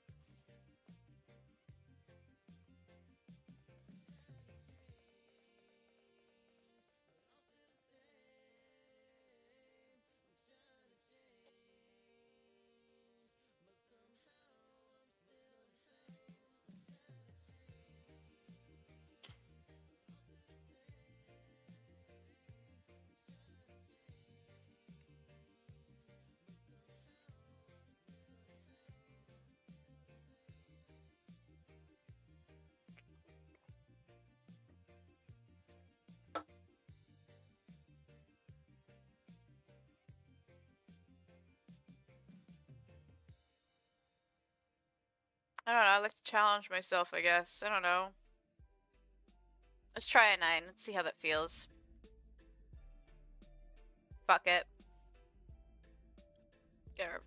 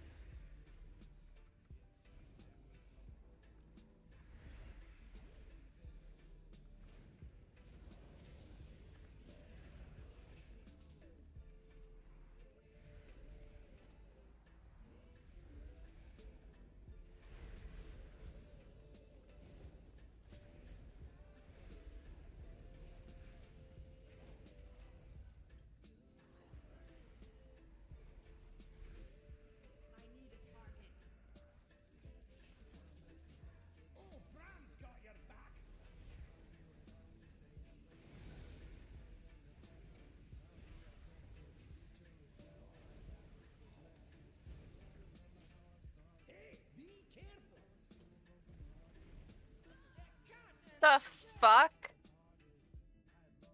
Where did that shit come from?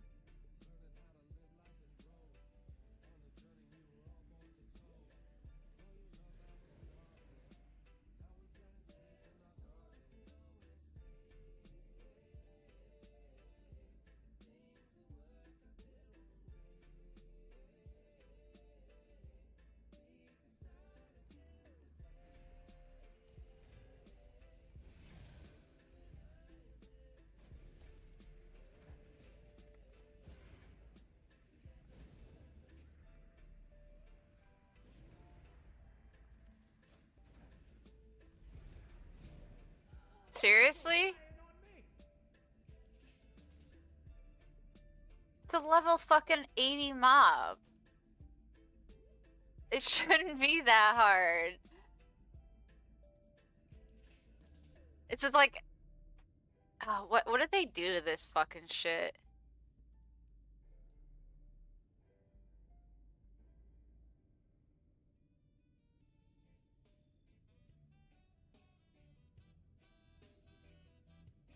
Like instant death of my pet.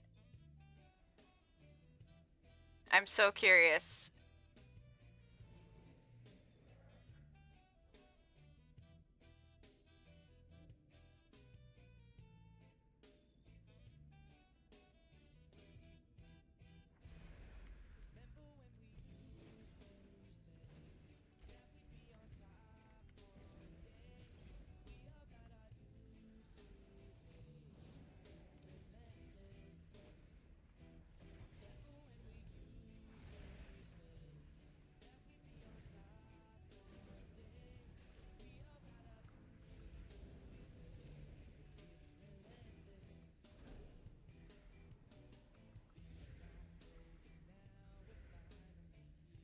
Smell that? It's treasure. I know it. We're close.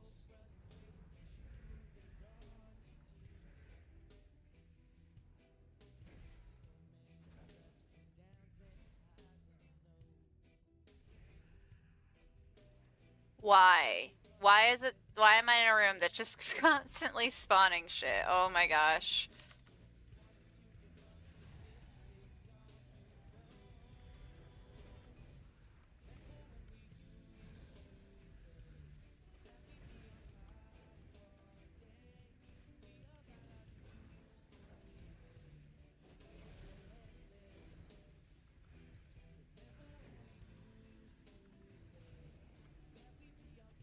Motherfucker!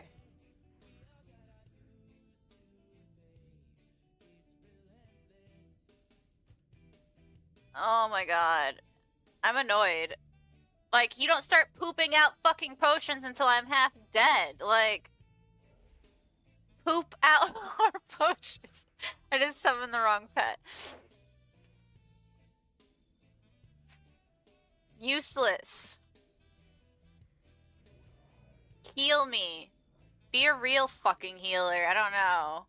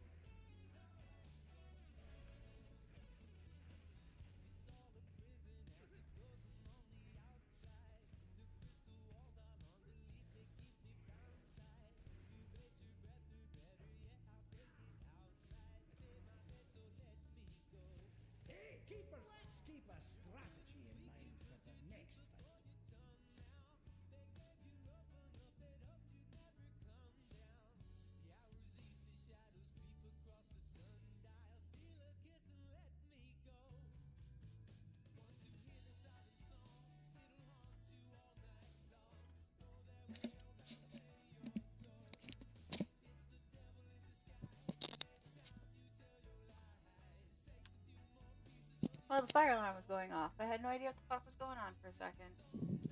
That's,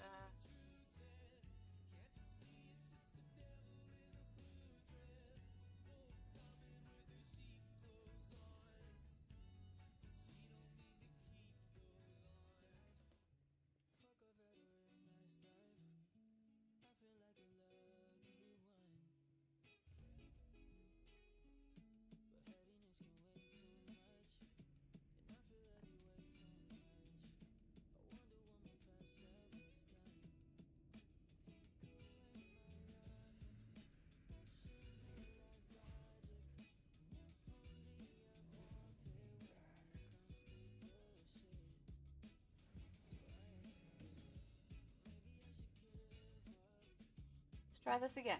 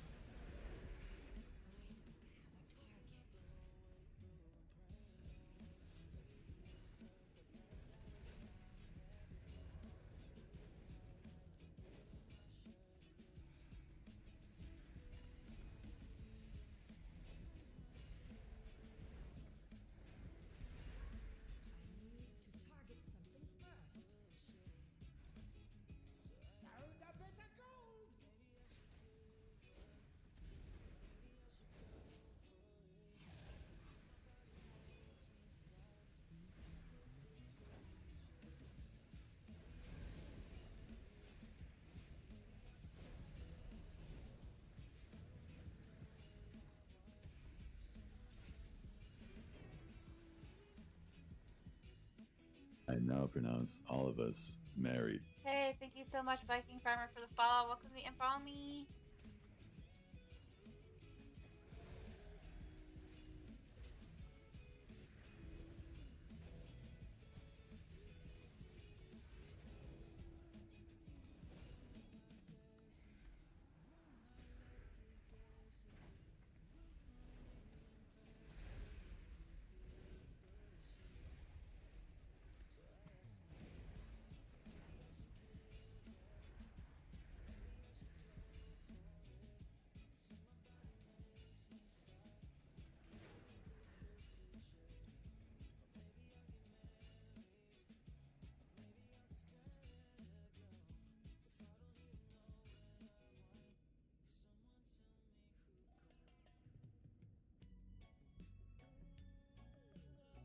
Oh, they're always the last on my list to do. They're alright.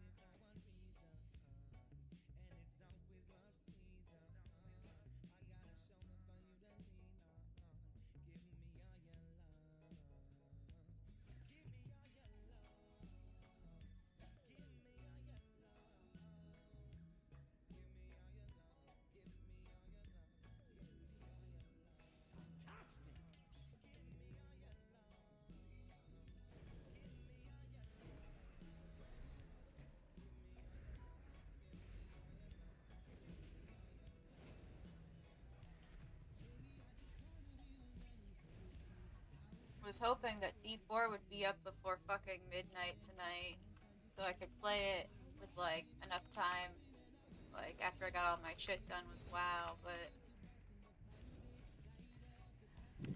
no such luck, I guess.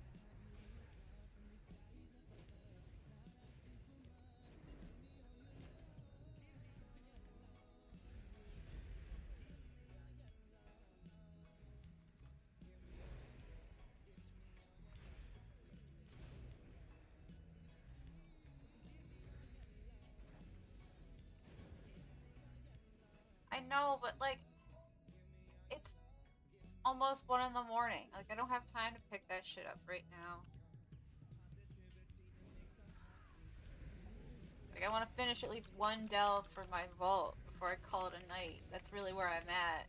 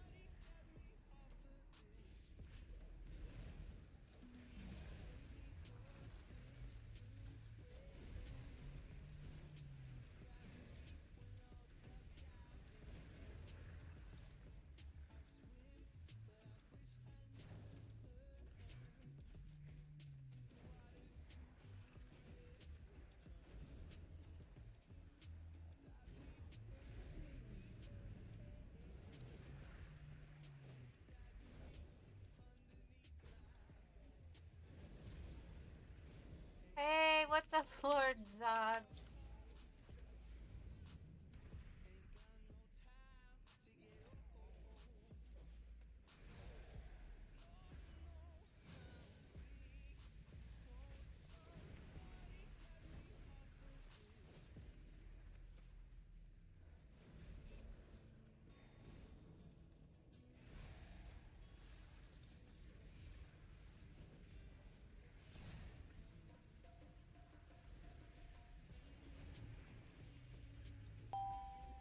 Oh my gosh, thank you for the follow.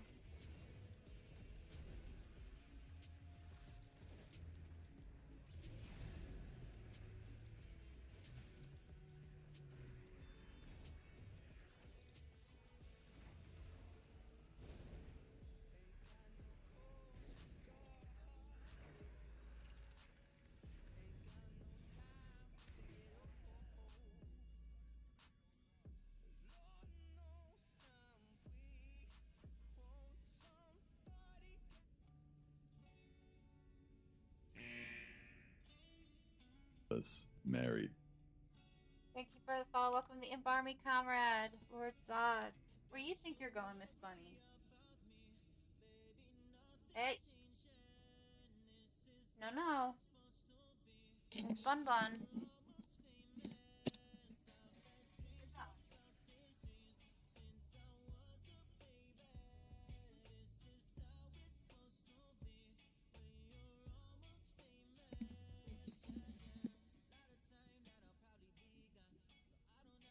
Troublemaker.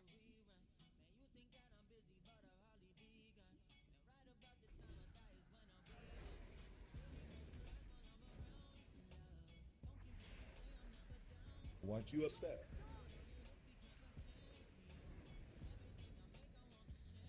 Stop it!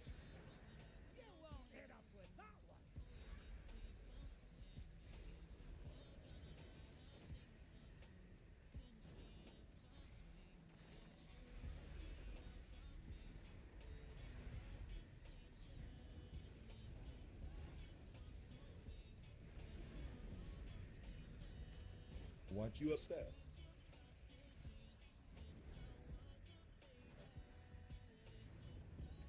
Stop it!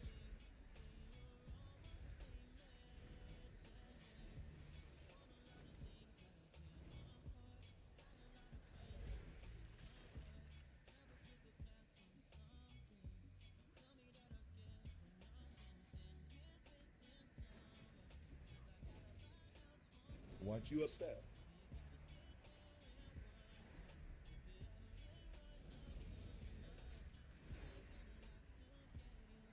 Stop it!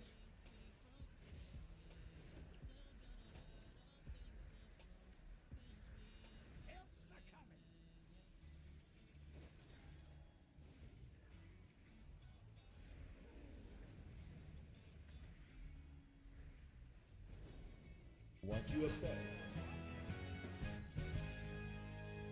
I appreciate the support and thank you for, you know, all the following and all the support on all the platforms. I have recently, I don't know, figured out TikTok. I don't know.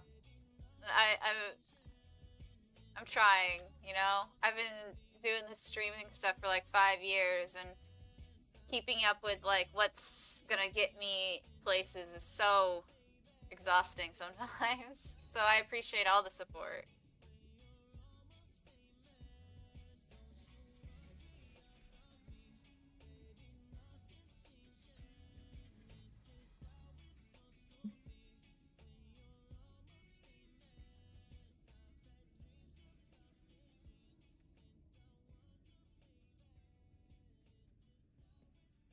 Fantastic!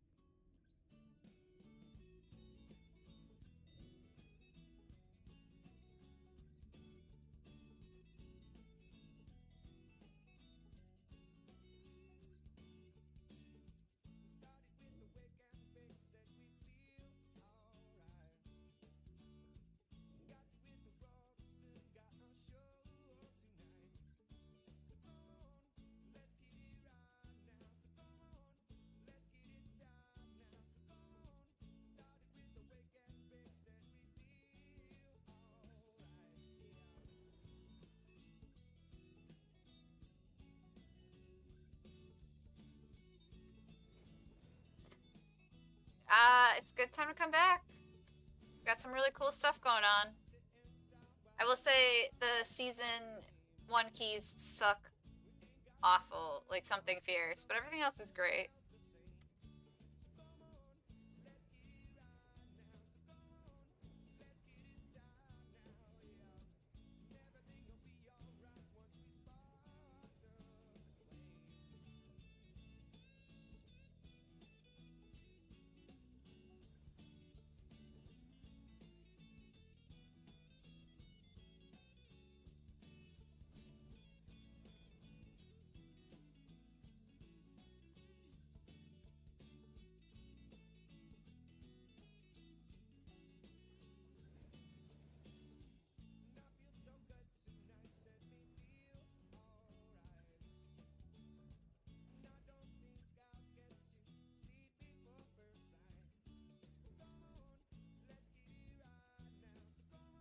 Wow, sucks though too.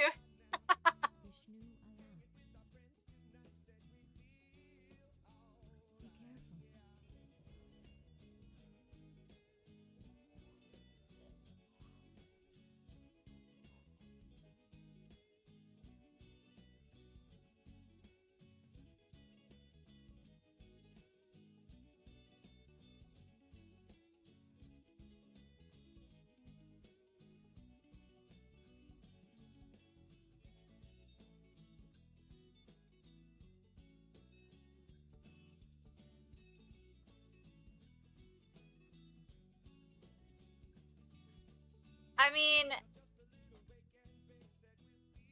there's a lot more to do than raiding right now. You know, you have the delves, which are like Torghast in a way. And then you have, you know, keys and world quests and fucking... There's so much to do.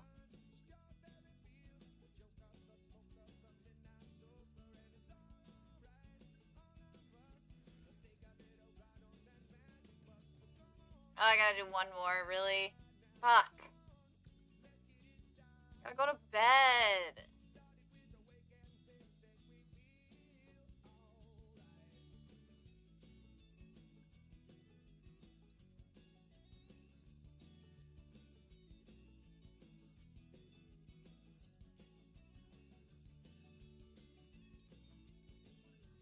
Well, I waited until today to do things, because I've been grinding keys and trying to prog heroic pugs, basically, because I don't have an active guild. So, you know, there's that struggle by itself. Plus, I have a job. If I didn't have a job, I'd probably play way more.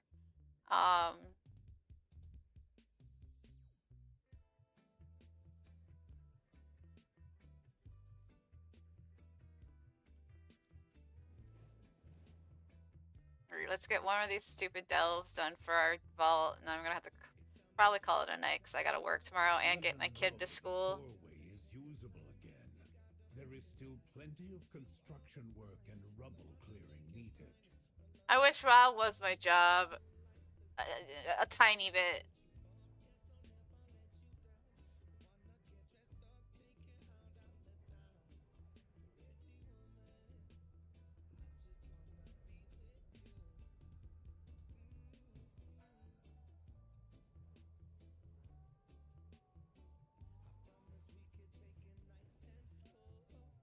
What are all these quests I have to turn in? Measure twice, cut once.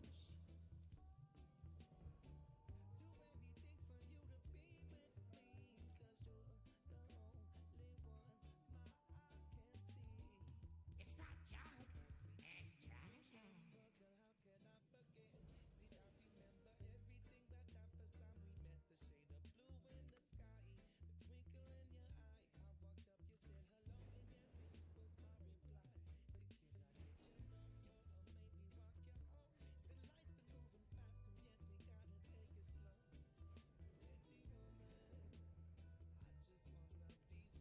I mean, so there was like, I don't know, what, 3 weeks when I wasn't employed from May to June. I played WoW a shit ton. Oh my god. Best 3 weeks of unemployment. But obviously I can't survive like that.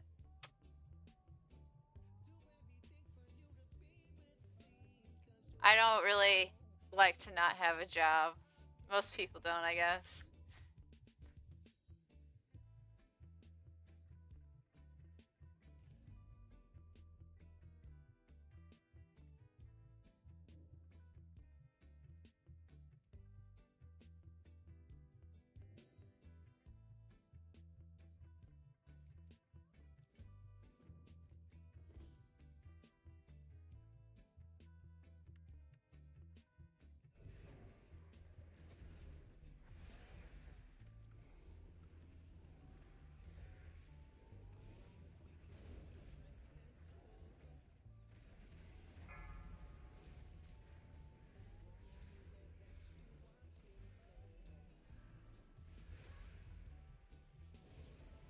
Destruction!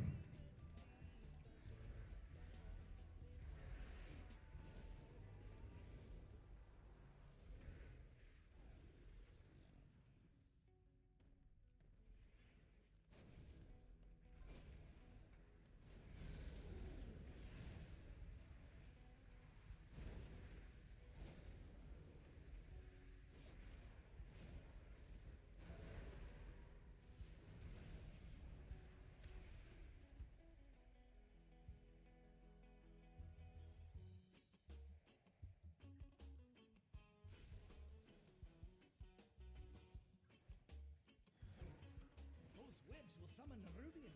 Don't stand in them. You got to dodge!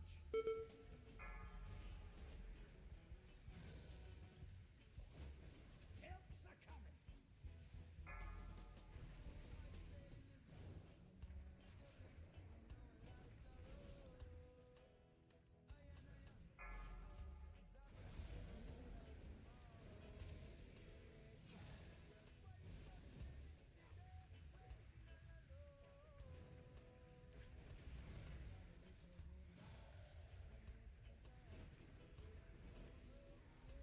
What do you do for a living? It's so awesome. I'm jealous. I like my job too, but I hate people.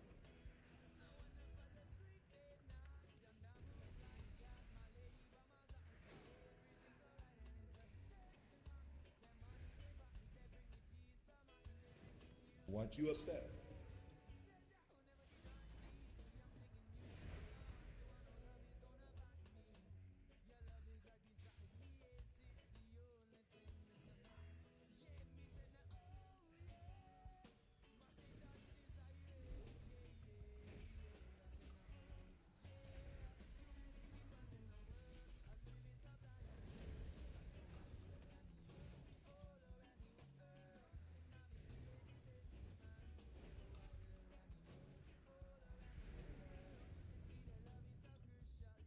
You won't hit us with that one.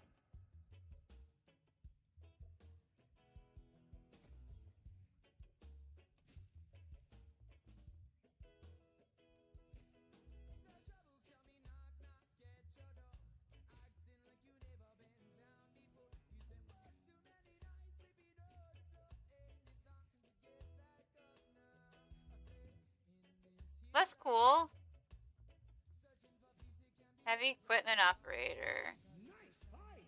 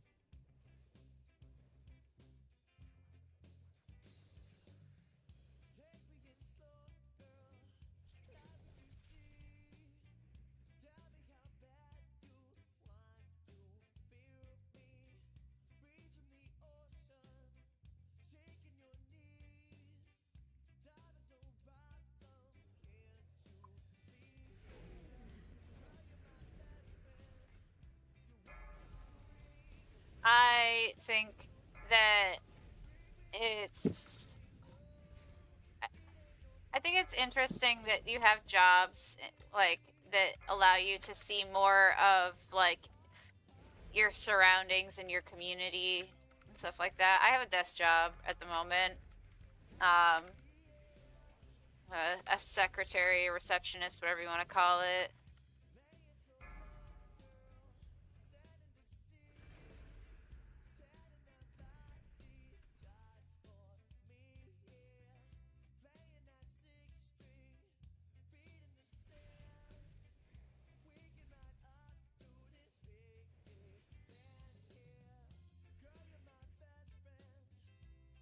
Jesus Christ, how close do I have to be to this thing?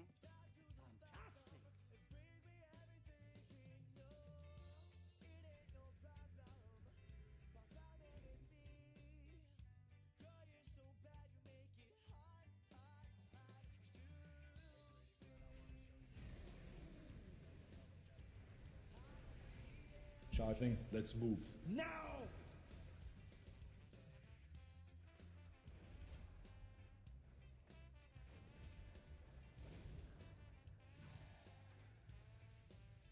Charging, let's move. Now!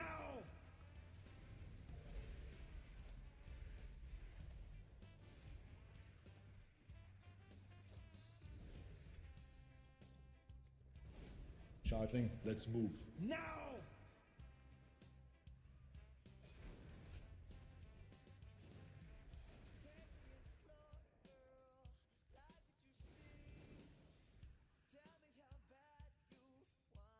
Nice.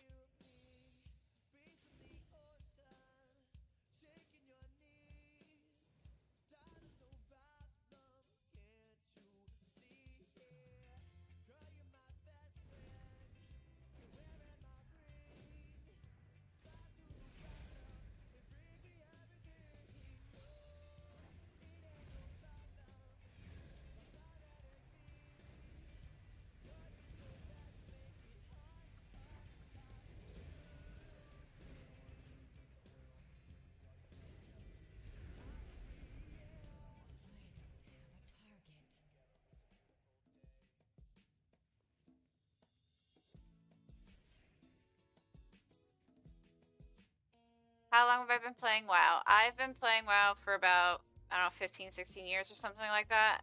I don't know, something long and half my life. I've been playing since Burning Crusade, if that helps you.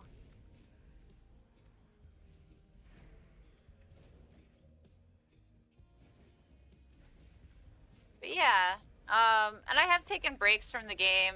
WoD, I wasn't too terribly impressed with. So I capped my character and then I stopped playing pretty much.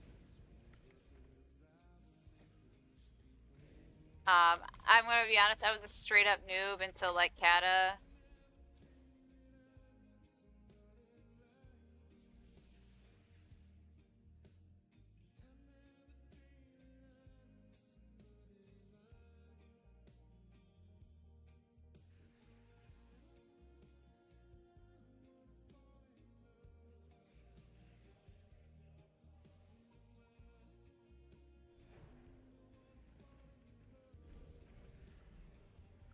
Destruction!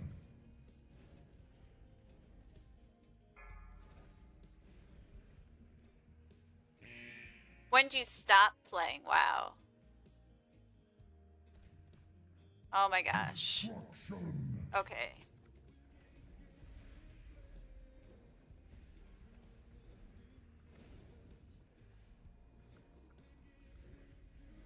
Destruction!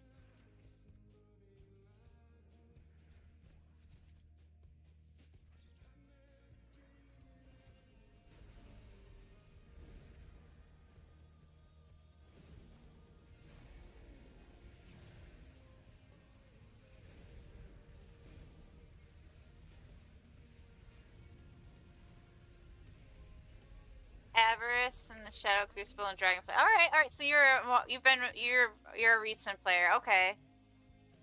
All right. Now, so you know what, pretty much everything that's going on. And honestly, the new expansion, don't listen to Jay. It's not bad. Like, am I a fan of the storyline? Kinda not. But, like, overall, things haven't been bad. The raid's pretty decent. I like it. Outside of, like, Grim Batol, not even. Siege of Borealis sucks ass, and they put it in the rotation for the season's keys. And definitely, I think what makes this game just shit ass all the time is our other players, not so much the game.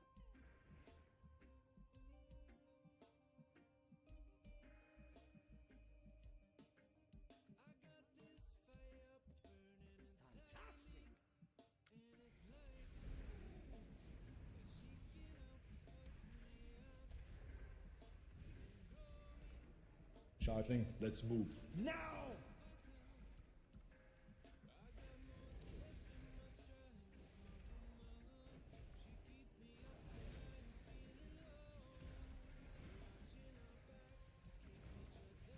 Charging, let's move. Now!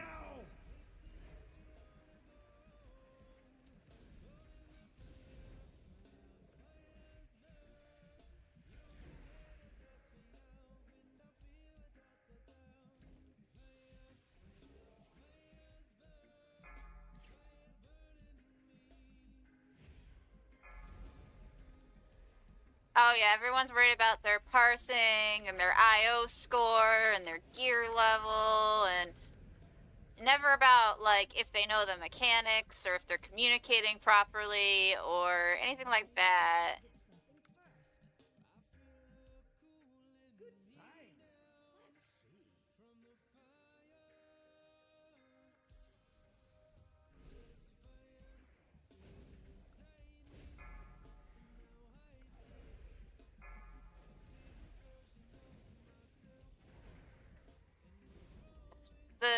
The numbers, you know, it's all about those fucking 3 numbers, you know, your parses, your IO, and your gear score.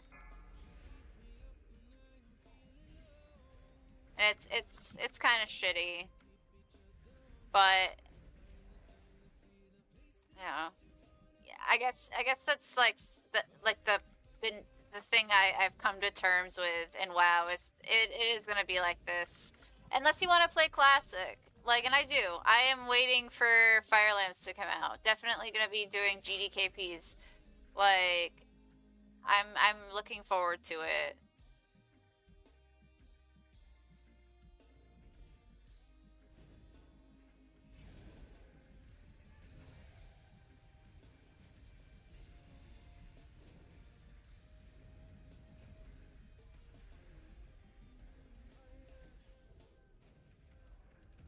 Yeah, sometimes people don't understand that knowing the mechanics and not dying is way more useful than someone who can just pump hard for like 3 minutes and then fall over fucking floor POV for the rest of the fucking night.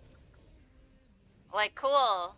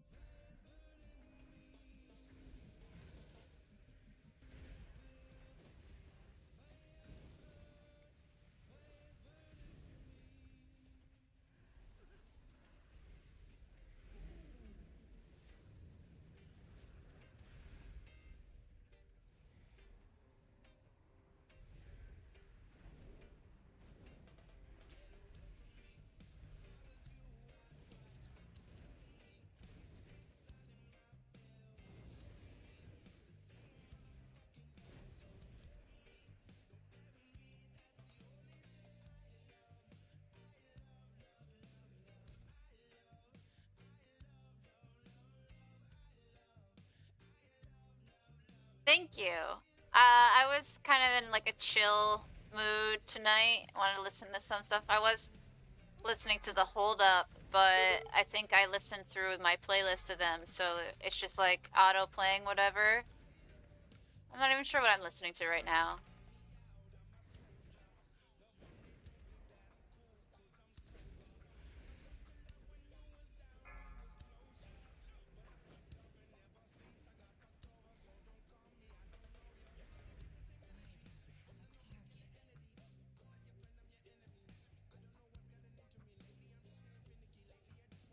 That's more like it.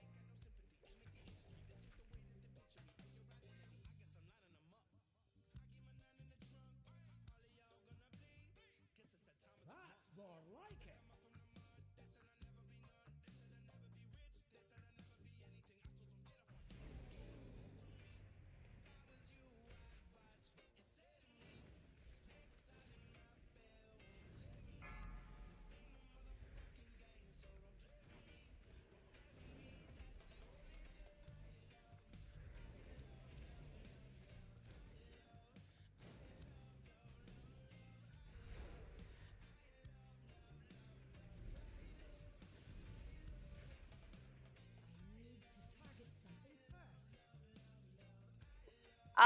So I really like the Forsaken, the Undead. I have most of my characters are either undead or blood elves. I do have an orc, but the ones I mainly play are undead and blood elf for sure. My first character was a blood elf, a paladin to be exact. I played her strictly for 10 years and 10 years only. And then Legion came around and I was like, I want to play something different, and I fell in love with a warlock. Specifically the Destruction Warlock.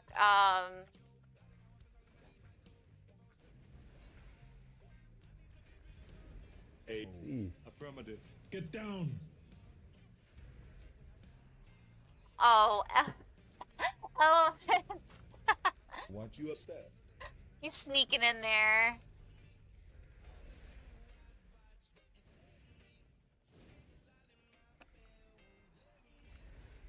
Want you upset.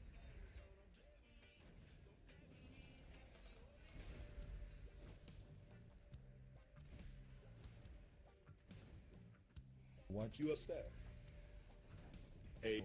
Affirmative. Get down.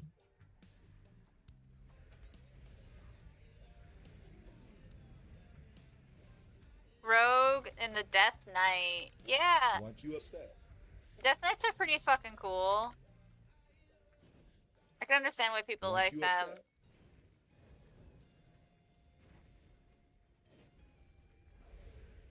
I should learn how to play Rogue. I have one. But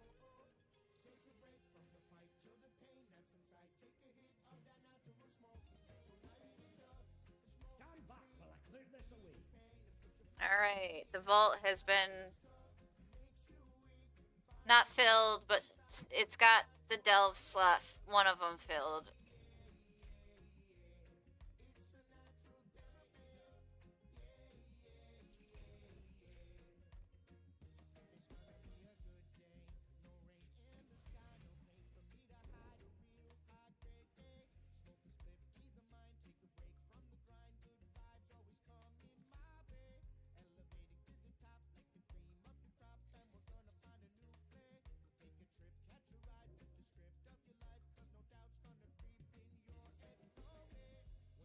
Well, yep, that's gonna be it for me tonight. Thank you guys for stopping by. You guys have been awesome tonight. And thank you for all my friends on TikTok who either followed me there and watched me or came over here on Twitch. You're awesome. So I will see you guys tomorrow. Good luck on your vaults. Anyone who's playing, thank you so much. I hope I get something good tomorrow. Have a good night.